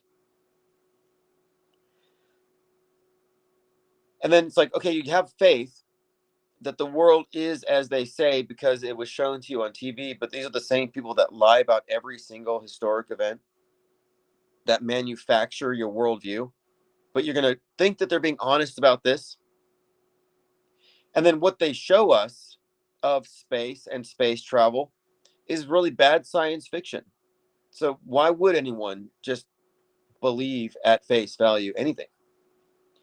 And I think that there's enough reasonable doubt to maintain the position of a skeptic. You don't have to be agnostic. You can say, I'm suspending judgment until we get some impartial third party civilian spacefarers to double check this stuff. I just don't trust the government in this matter. And they have every incentive to lie.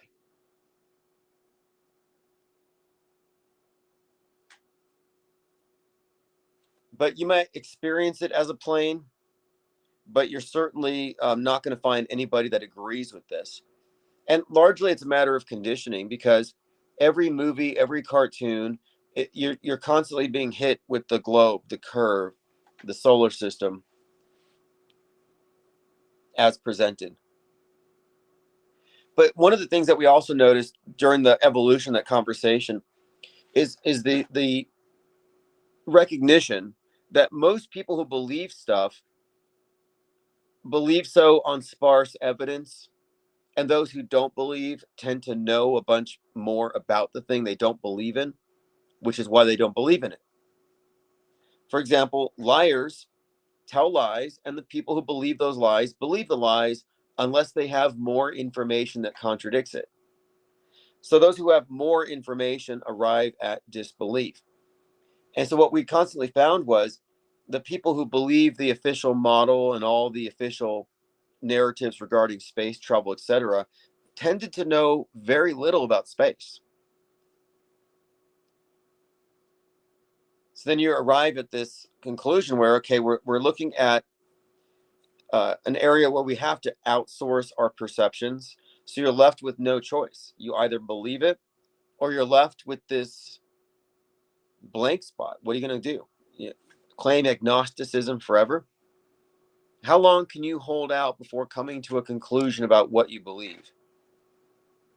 Well, in my opinion, based on the behavior of media at large, the entire time we've been observing, and as far back as we can look, I think you're very much well justified in not arriving at a conclusion until you feel like it, even if it's 2060. And it doesn't make you a flat earther.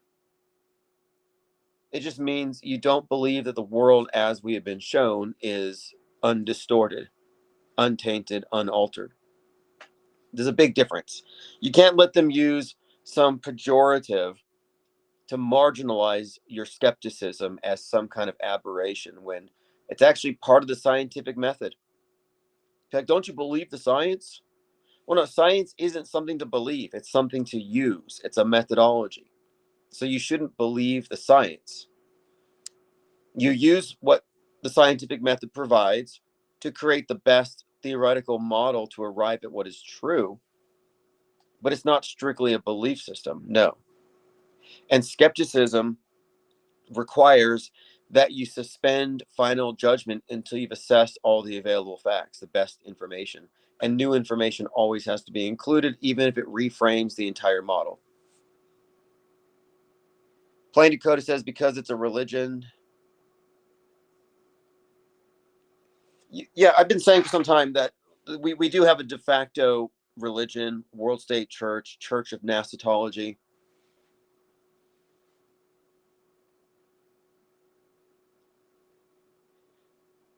But I'm not highly critical of mythology. I actually enjoy mythology. I don't know why some myths get special treatment. Like, this is my theology, and that guy's got mythology. Like, I don't think so. But as long as we're being tolerant of these things, we can discuss them endlessly.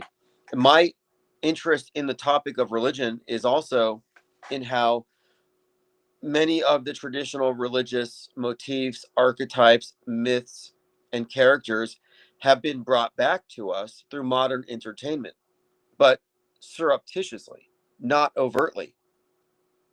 It's not like they're we're out of ideas in Hollywood. Let's read the Old Testament and make a movie about Noah's Ark. They don't state it overtly. They take the entire myth, repackage it as science fiction, but then add into it some uh, communist, revolutionary, agrarian revolution, green revolution code into it. But they just basically have been repurposing old myths. And after watching Superman and Fantastic Four, I concluded that the reason they're doing this, like, Superman was entirely sun god, savior, descended savior, basically uh, this reoccurring set of symbols is consistently reintroducing Jesus, Christ, into movies, but not because they want to make you Christian. No, it's because they're amalgamating all these different stories into one. That's the point of it. It's like appropriation. This is syncretism. It's appropriation. And it's appropriation for the purposes of consolidation. I was talking about Serapis recently, who is this Frankenstein monster of a god. And this to me is the explanation for the world stage merging of all these myths. So you have this god construct. So it's not like this is a real creature, a real being, but it was a deity that was created in order to unify disparate groups. And so it's like he was merging Egyptian and Greek deities. So he's like Zeus, Hades, Osiris, and I think he had some wine god stuff like Dionysus, but they merged them into this one big god. And this, to me, perfectly exemplifies what we're always looking at with all these mergers of science fiction, traditional beliefs. But it's all about this one world religion that we all inhabit. This worldview is an amalgamation of everything for the purposes of unity. What's more unifying than space?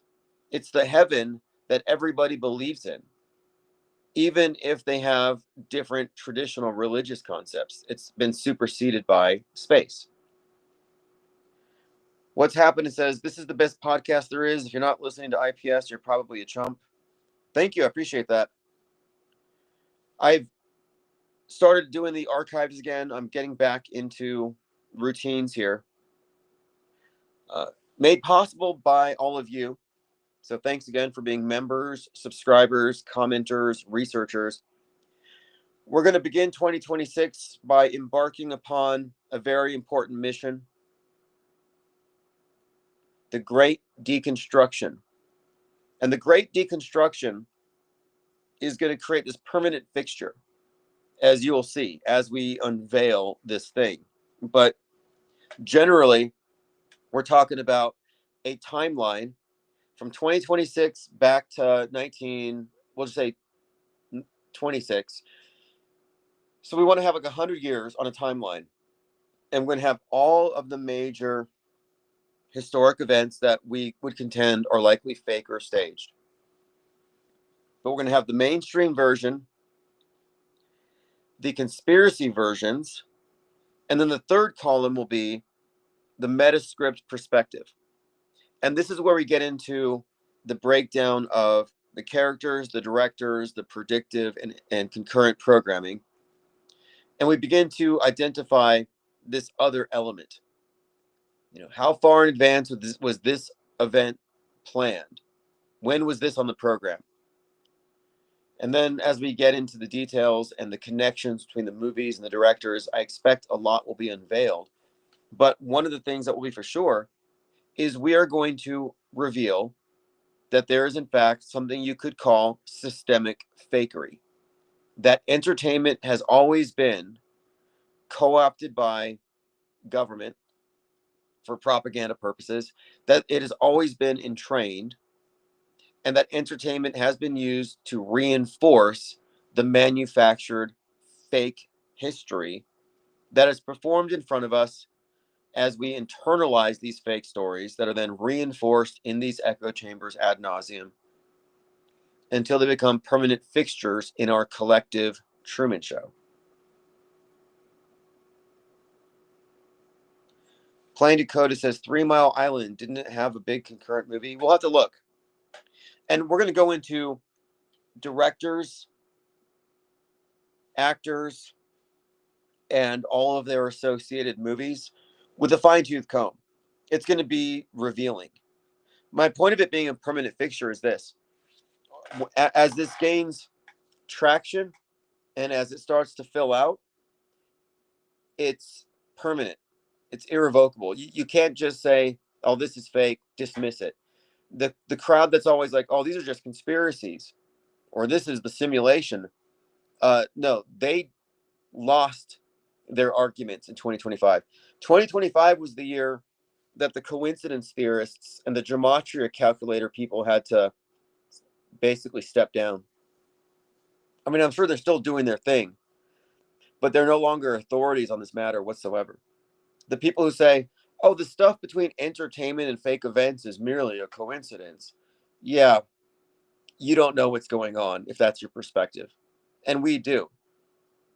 But as we start building this out, it's going to stand on its own merit. We are describing the model, we are describing a methodology, and we are describing systemic fakery and the entrainment between entertainment and psyops, and how this has gone back 100 years. I don't know how far back this process has been implemented. I think we're looking at the newest iteration of something that's probably ancient. But as this unveiling begins, it's going to metastasize. Others will see what we're doing. It's like starting a fire, because once it starts, once others start adding on to it, you're not going to be able to stop it. It will spread like wildfire over every fake event. Once the methodology is implemented, the mind maps are put in place, our standards are acknowledged, and our definitions are also implemented. So we have the predictive concurrent reinforcement, hoax indicators, meta scripters, and then the concept of news bending and history bending will be thoroughly elucidated through this entire process. So again, 2026 is the year of the great deconstruction. And this is why we are going to be recruiting. And by recruiting, I mean, we're going to be challenging various orthodoxies, guardrails, and narratives that are popular conspiracy theories for the purposes of making a distinction between alt media and off world stage, and simultaneously getting the attention of those who don't belong in alt media, but who have nowhere else to go because they didn't know that we have this off world stage perspective. Dave J says all that's been done. No, it hasn't. It has not. You can't project your situational awareness onto the rest of the world. The IPS think tank is the only think tank that has figured out what predictive programming is. The bifurcated Psywar, the fake pros and the antis. That's why we're not here huffing chemtrails with some of you truthers. And no, this has not been done. If it's been done, point it out. Tell us where. I remember you've raised this before, and I'm like, what is this guy talking about? You're a dinosaur.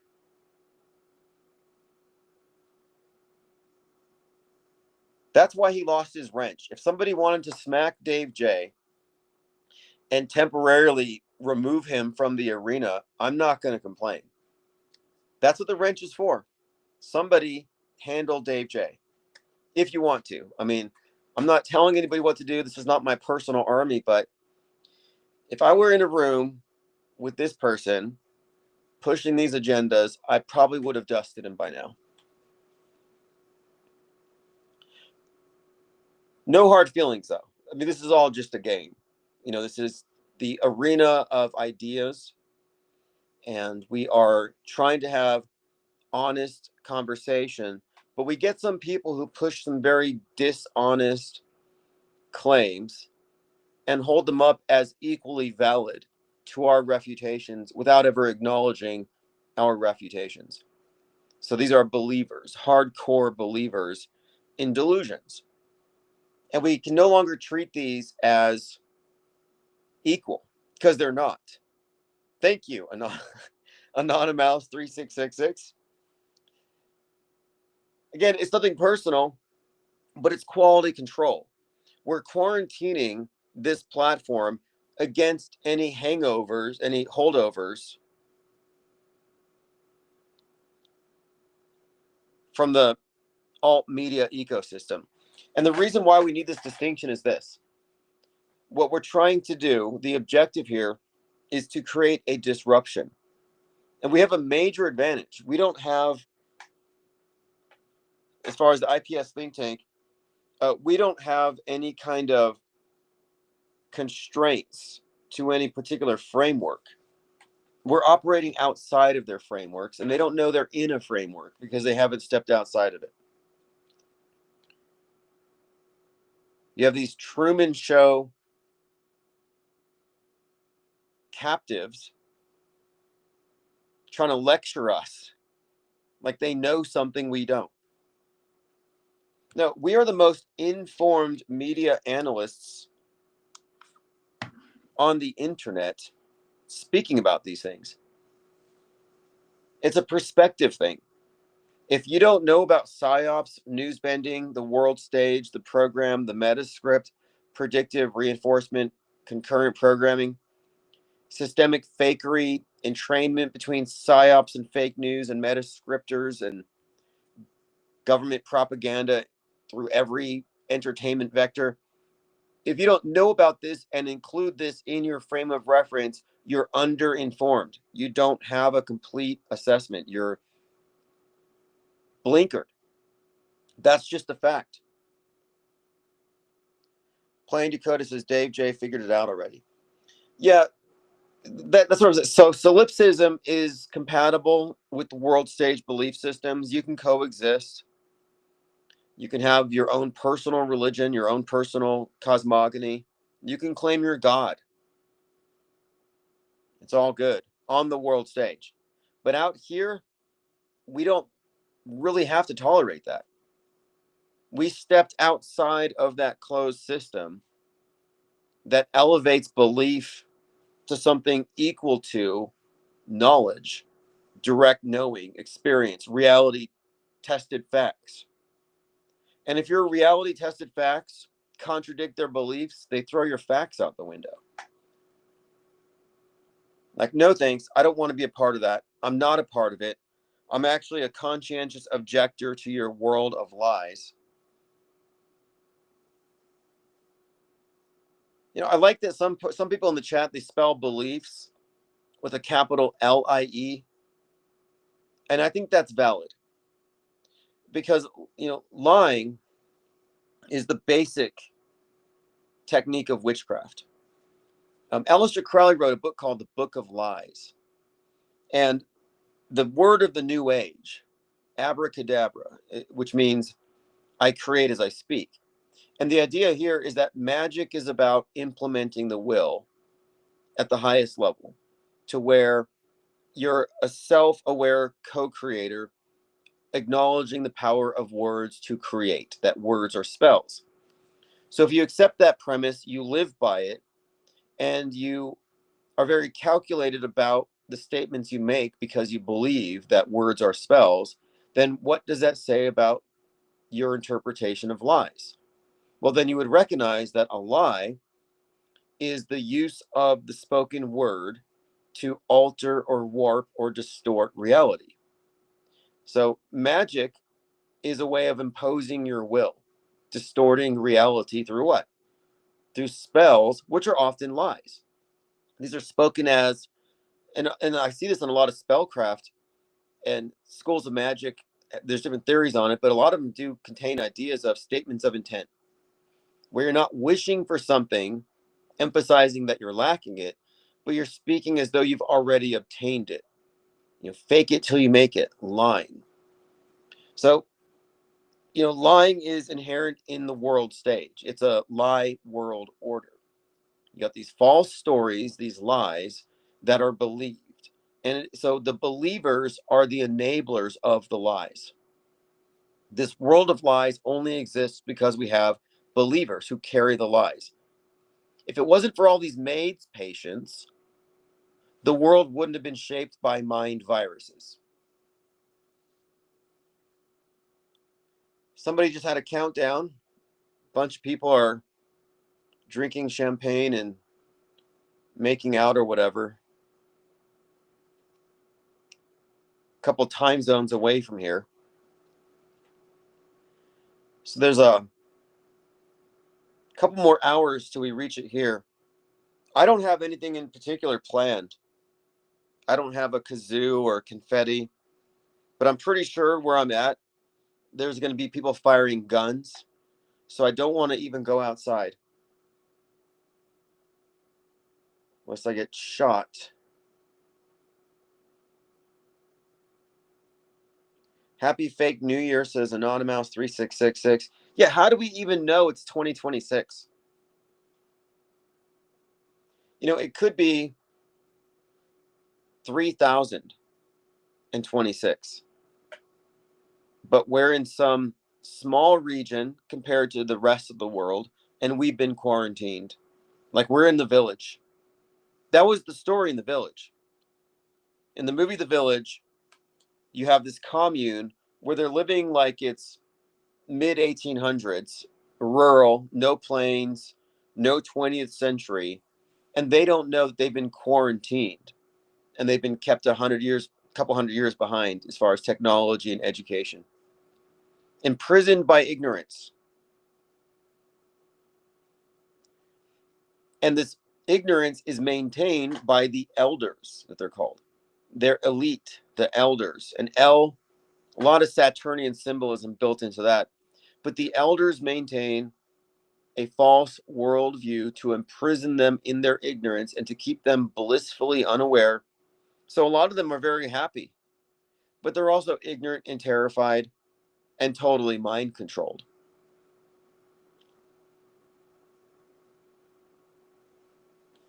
Whatever year it is, let's just go with this. It's 2026. Every single fake event that you're going to experience in the next year is already in the books, already written, already planned.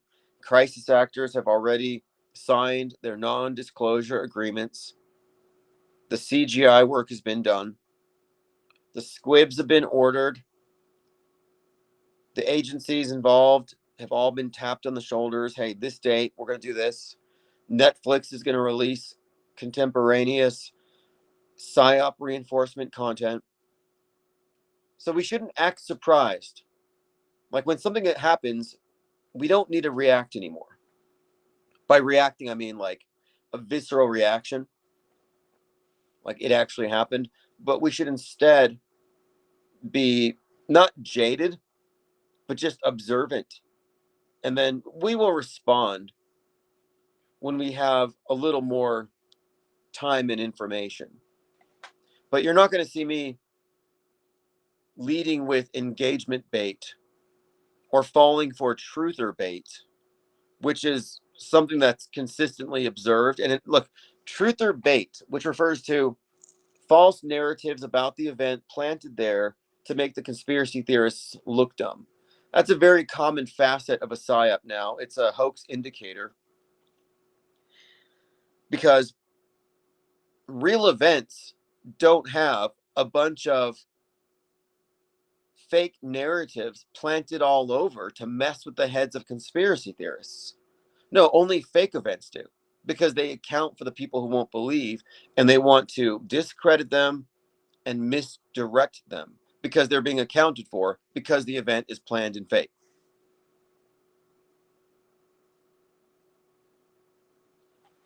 Okay, so we talked about overall the various psyops of the year, the racial stuff, the first half of the year, Charlie Kirk. Erica Kirk is a full-blown mind virus at this point. We had a couple shootings, a lot of stabby stuff. September was a big one. No, November was a big one. Just if you don't remember this, Dick Cheney, architect of 9/11, dies on the day the One World Trade Tower opened 13 years after 9/11 on November the 3rd. On November the 4th, UPS plane 2976 crashes in Kentucky into a building, massive fireball, kills 9, injures 11. It flew 175 feet up before it crashed.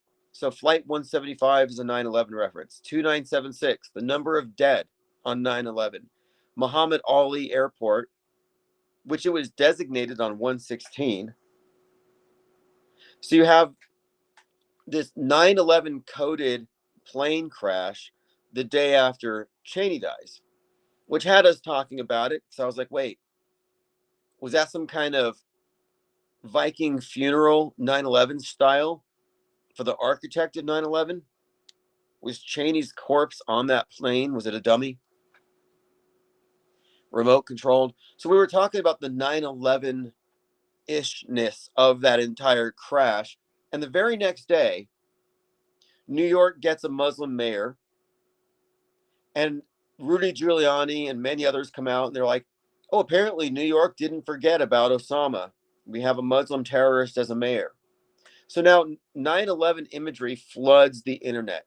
So now we're 2 days after Cheney dies, a day after this plane crash,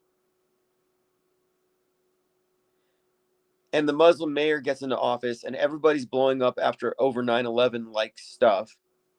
And then a car explodes in the Bronx, injures 5 firemen.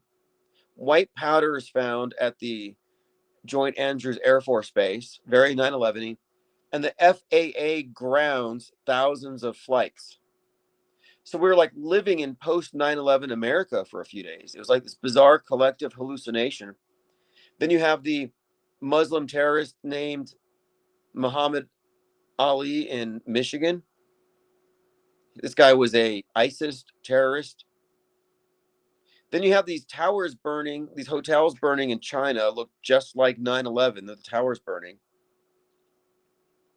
But overall, 9/11 was brought back in all sorts of ways. You had a UFC fight in Madison Square Garden with a fighter who won's name was Islam.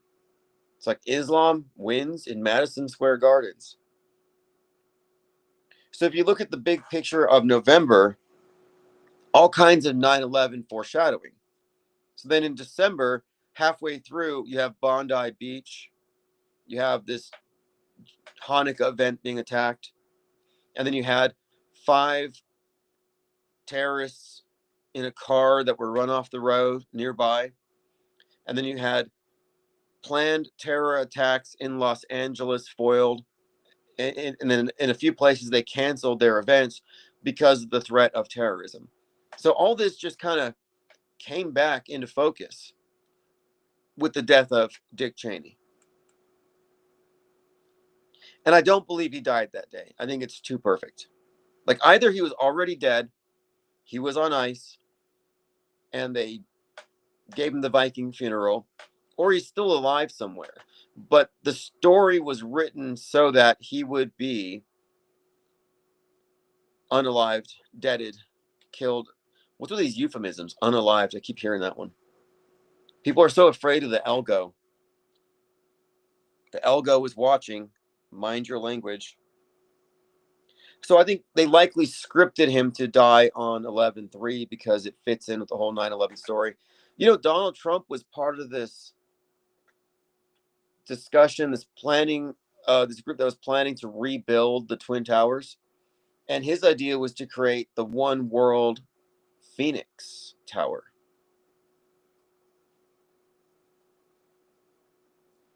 Again, 11/3, very significant date. 11/3, 3/11 has a lot of references in the realm of predictive programming. So again, there's just a lot of questionable stuff there. Exploring again says Happy New Year's. Oh yeah, you're on that side. You're in the part of the country where the people think that airplanes and planets are drones.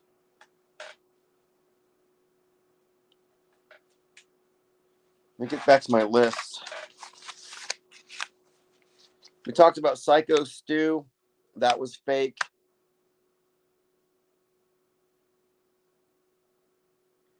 31 3-eye atlas. Did anything ever come out of that? I kind of don't think so. But look, overall, 2025 was very good for what we do. Special thanks to Erica Kirk for eliminating the weak claim that the correlation between entertainment and psyops is just a coincidence. You can no longer claim that because of Erica Kirk so closely matching the scripted characters in all of the various movies that represent her. Snake Eyes, Heads of State, Tempest. It's too perfect. Violet Pengon says that UPX crash was 3 on board, 11 dead on the ground. Yeah, the reports were interesting because it was like 3/11, then it was 9/11. And I'm sure we didn't get to all of it. Dorian says New Year sucks for my rescue animals. Oh yeah. Yeah, I was living with the dog. I had a dog that was terrified of thunder and fireworks. It's really bad for a lot of dogs. I mean, the way I handled it was using a fan for white noise. I didn't understand it. I guess it's evolution or something. I mean, there's like instinctual fear, but I hear like thunder, and the dog would just run behind the couch and just hide. And maybe it's a herding animal, and it's just instinctually terrified of getting caught out in the rain. But the fireworks are the worst. Absolutely. I've had dogs run away because of fireworks and to go find them later. They freak out. All right, let's continue here. I know we've missed quite a few psyops. There's some that are still ongoing. The Rob Reiner, Nick Reiner, Jake Reiner thing, very much strangely coded with Frankenstein's monster. And there was a lot of stuff that we were finding actually that we have to delve into with this father-son dynamic. There was something else too having to do with the Bondi Beach. I think it was another father-son thing.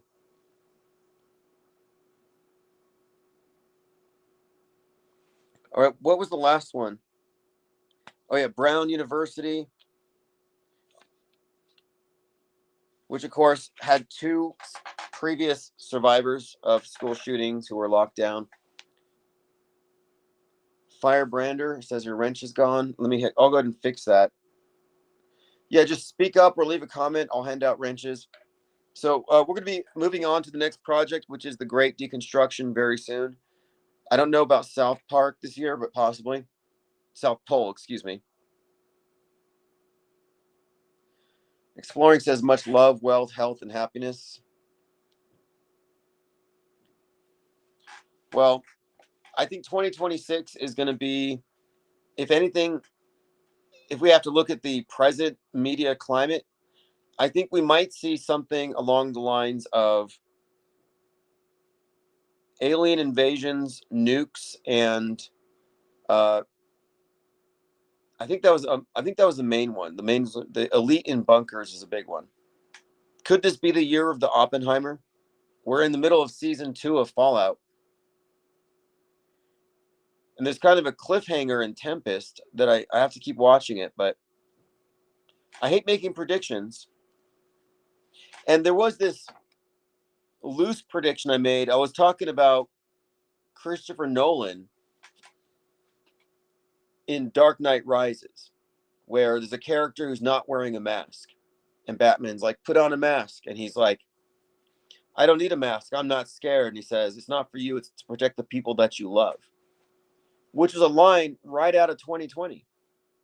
And then he hands him a spiked smoke bomb and says, count to 5 and throw this. So it looks like a COVID ball.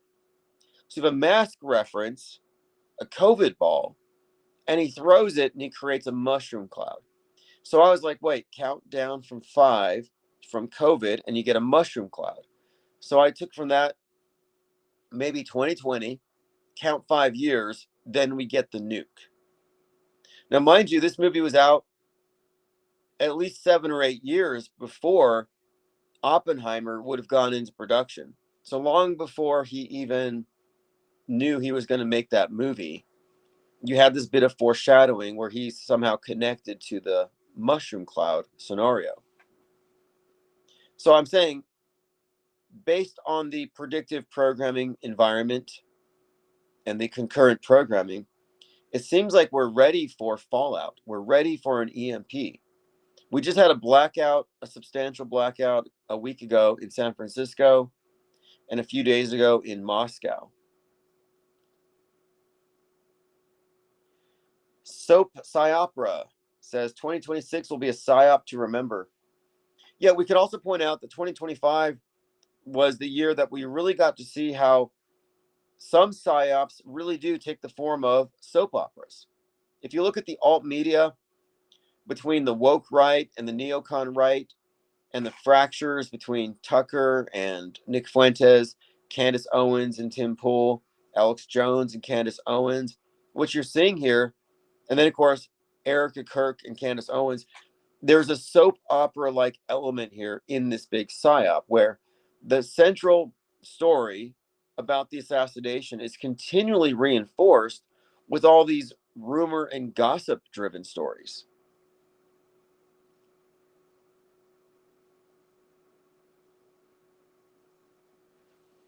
Plain Dakota says, I can't stand Benjamin anymore. Haven't listened to him in over 2 years. Well, Owen Benjamin is not an off-world stager, so I don't judge him by our standards. He's a typical alternative media type, woke right. That's his place. MAGA ban, woke right, getting his intel, his propaganda talking points likely from the same sources. After the Charlie Kirk shooting, his response was that we shouldn't have free speech, that we need digital IDs. And this is because online content caused the Antifa shooter to do it. So that's not very deep assessment. That's very reactive. And it's reactive from within his compartment. So it's very lockstep, groupthink, predictable, not exactly critical. I don't have any use for it. And besides, LARPsteading is fake anyway. I'm sorry, homesteading. Homesteading's real. But the idea of going off the grid while making a internet show about it is kind of a contradiction. But you're not off the grid if you haven't figured out the world stage. If you haven't figured out how much of this stuff is fake, if you're still contained within the political horseshoe, if you fall in the category of woke right or woke left or red pill woke, if you fall in these categories, you're not off the grid. So, milking goats doesn't take you out of the Truman Show. It's all just performative. So you did all that work for nothing. You're still in your Truman Show. Howard Boyd, thanks for joining. Charming Anarchy says UK rain turns off the lights while wearing Russian costumes. Violet Pinglet says largest one in LA. Well, okay, so the blackout scenario is built into the nuke, the EMPs, and the fallout, and then the subsequent internet censorship as the result of disease X. The memes that caused the war, the memes that caused the civil war, or that caused the terrorists to do the bad thing. But I can say with confidence that no matter how big the psyop gets, it's not going to change my state of mind. I'm not going to freak out. I'm not going to panic.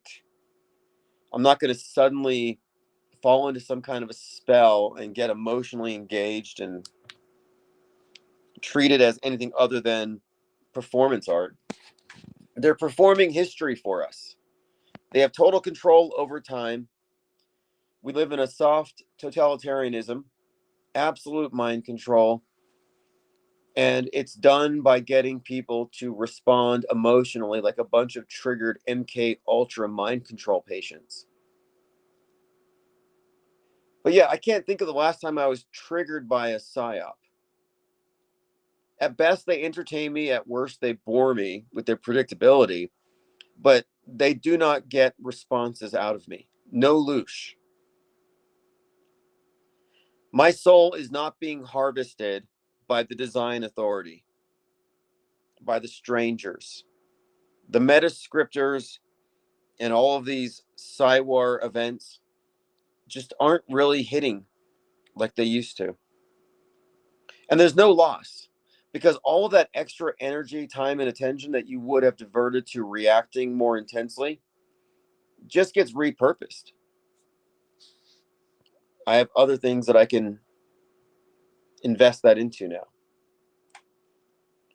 like PSYOP trading cards, art. I mean, what a waste of our cognitive resources to overreact to a bunch of stuff that's fake. And I think a lot of people are in the state of fight or flight where they can't relax about the news. They got to stay up to speed. They got to be plugged in because it's like they have the sense that if they're not plugged in, they're losing control. Like when you're in fight or flight, to relax is to relinquish control, and it's terrifying. And so a lot of the people who are heavily immersed in like anti-vax or they're Mandela affected, they see us as apathetic, non-engaged, and therefore threatening to herd survival. And I'm saying at our level of situational awareness, we recognize that you're the one overreacting. We're not underreacting. We're responding appropriately, but we're not reacting. It's not compulsive. It's not coerced. No, we respond when we feel like it. They don't tell me when to believe. They don't put a headline in my face and say, "Thou shalt believe this and repeat this and spread this." I'm like, no, sorry. I'll believe it when I see the facts to support it, but I'm also just as likely to say I don't believe it, and I'll provide you reasons why. We are fomenting a culture of disbelief on purpose. And believers, it's not that they're not welcome here, but they don't have a place here. And they won't have a place here. As in, if you're a believer with some agenda, good luck trying to push it on us. Our Discord server is very resistant, very much narrative resistant. We've seen people go in not knowing what the server is, and they're trying to tell us about these various things. And I'm like, that's not even real, right?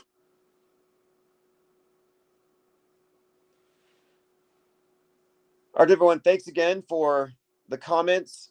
Another great year, highly productive. Introducing, of course, the handbook for the recently deprogrammed is one of the main things that we've done this year. And all of this has been enabled by all of you. This is not a one-person operation. This is a multi-million piece puzzle. One person could not do the whole thing. And this think tank is starting off 2026 exactly where it should be. And I'll do my part to get the machine put back together, get stabilized in an office space as this year rolls forward. But we're in a very good position because the important thing is we've consolidated the ideas. We've introduced the terminology, the lexicon, the ideas, even the infographics. We have the ammunition we need to do what needs to be done. This is an intellectual revolt. It's not a political movement. You could consider it maybe psychoepistemology, philosophy, but it's definitely an intellectual revolt against this encroaching dark age where this visual illiteracy pretty much is fait accompli. Like, this is a new dark age. And if you haven't figured out the off world stage, you're probably not going to get there. Not without our help. And we're not in the business of helping anybody right now.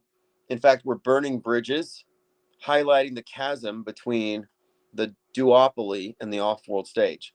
This is a very important stage here. The separation, the quarantining, and then the raft as one will collide with that side of the world stage, and we will see what happens. Soap Psyopera says, I wish you all a great year no matter what comes our way. Well, we know that 2026 is going to be fake as F. That's one thing we can say for sure. None of the incoming psyops are real. Nobody's going to die. Nobody's going to cry. That's a prediction. And the next major fake event will have entertainment counterparts on all of the streaming services, and it will exist through every vector, creating some kind of an uncanny echo chamber-like effect. We can predict that. Lasers Go Pew says, can't help those who refuse. No, we don't want to help them. We want to debate them because the friction is what will help create this distinction. And we need the distinction to create the disruption. If we blend in, we play nice, there's not going to be a disruption. There has to be friction. And what we're doing is not held in the same framework, as in we have framework independence. That's a competitive advantage they can't do anything about. And when I say they, I mean anybody defending the old operating system is powerless to confront what we're presenting because this is outside of their frame of reference. They don't have the situational awareness. And this is just a fact. I know there are people who don't like labels, but you know what? Point of view matters here. And if your point of view is congruent with Wikipedia, we don't have the same worldview. And as Confucius says, the beginning of wisdom is the ability to call things by their right names. And that's what we have done. That's what the handbook is for. We have to label this invisible system, this invisible prison. We have to describe its architecture. And that requires a lot of terminology, concepts, words, and graphics. And we have it now. We have the ammunition that we need. All right, we will see you all in Discord. And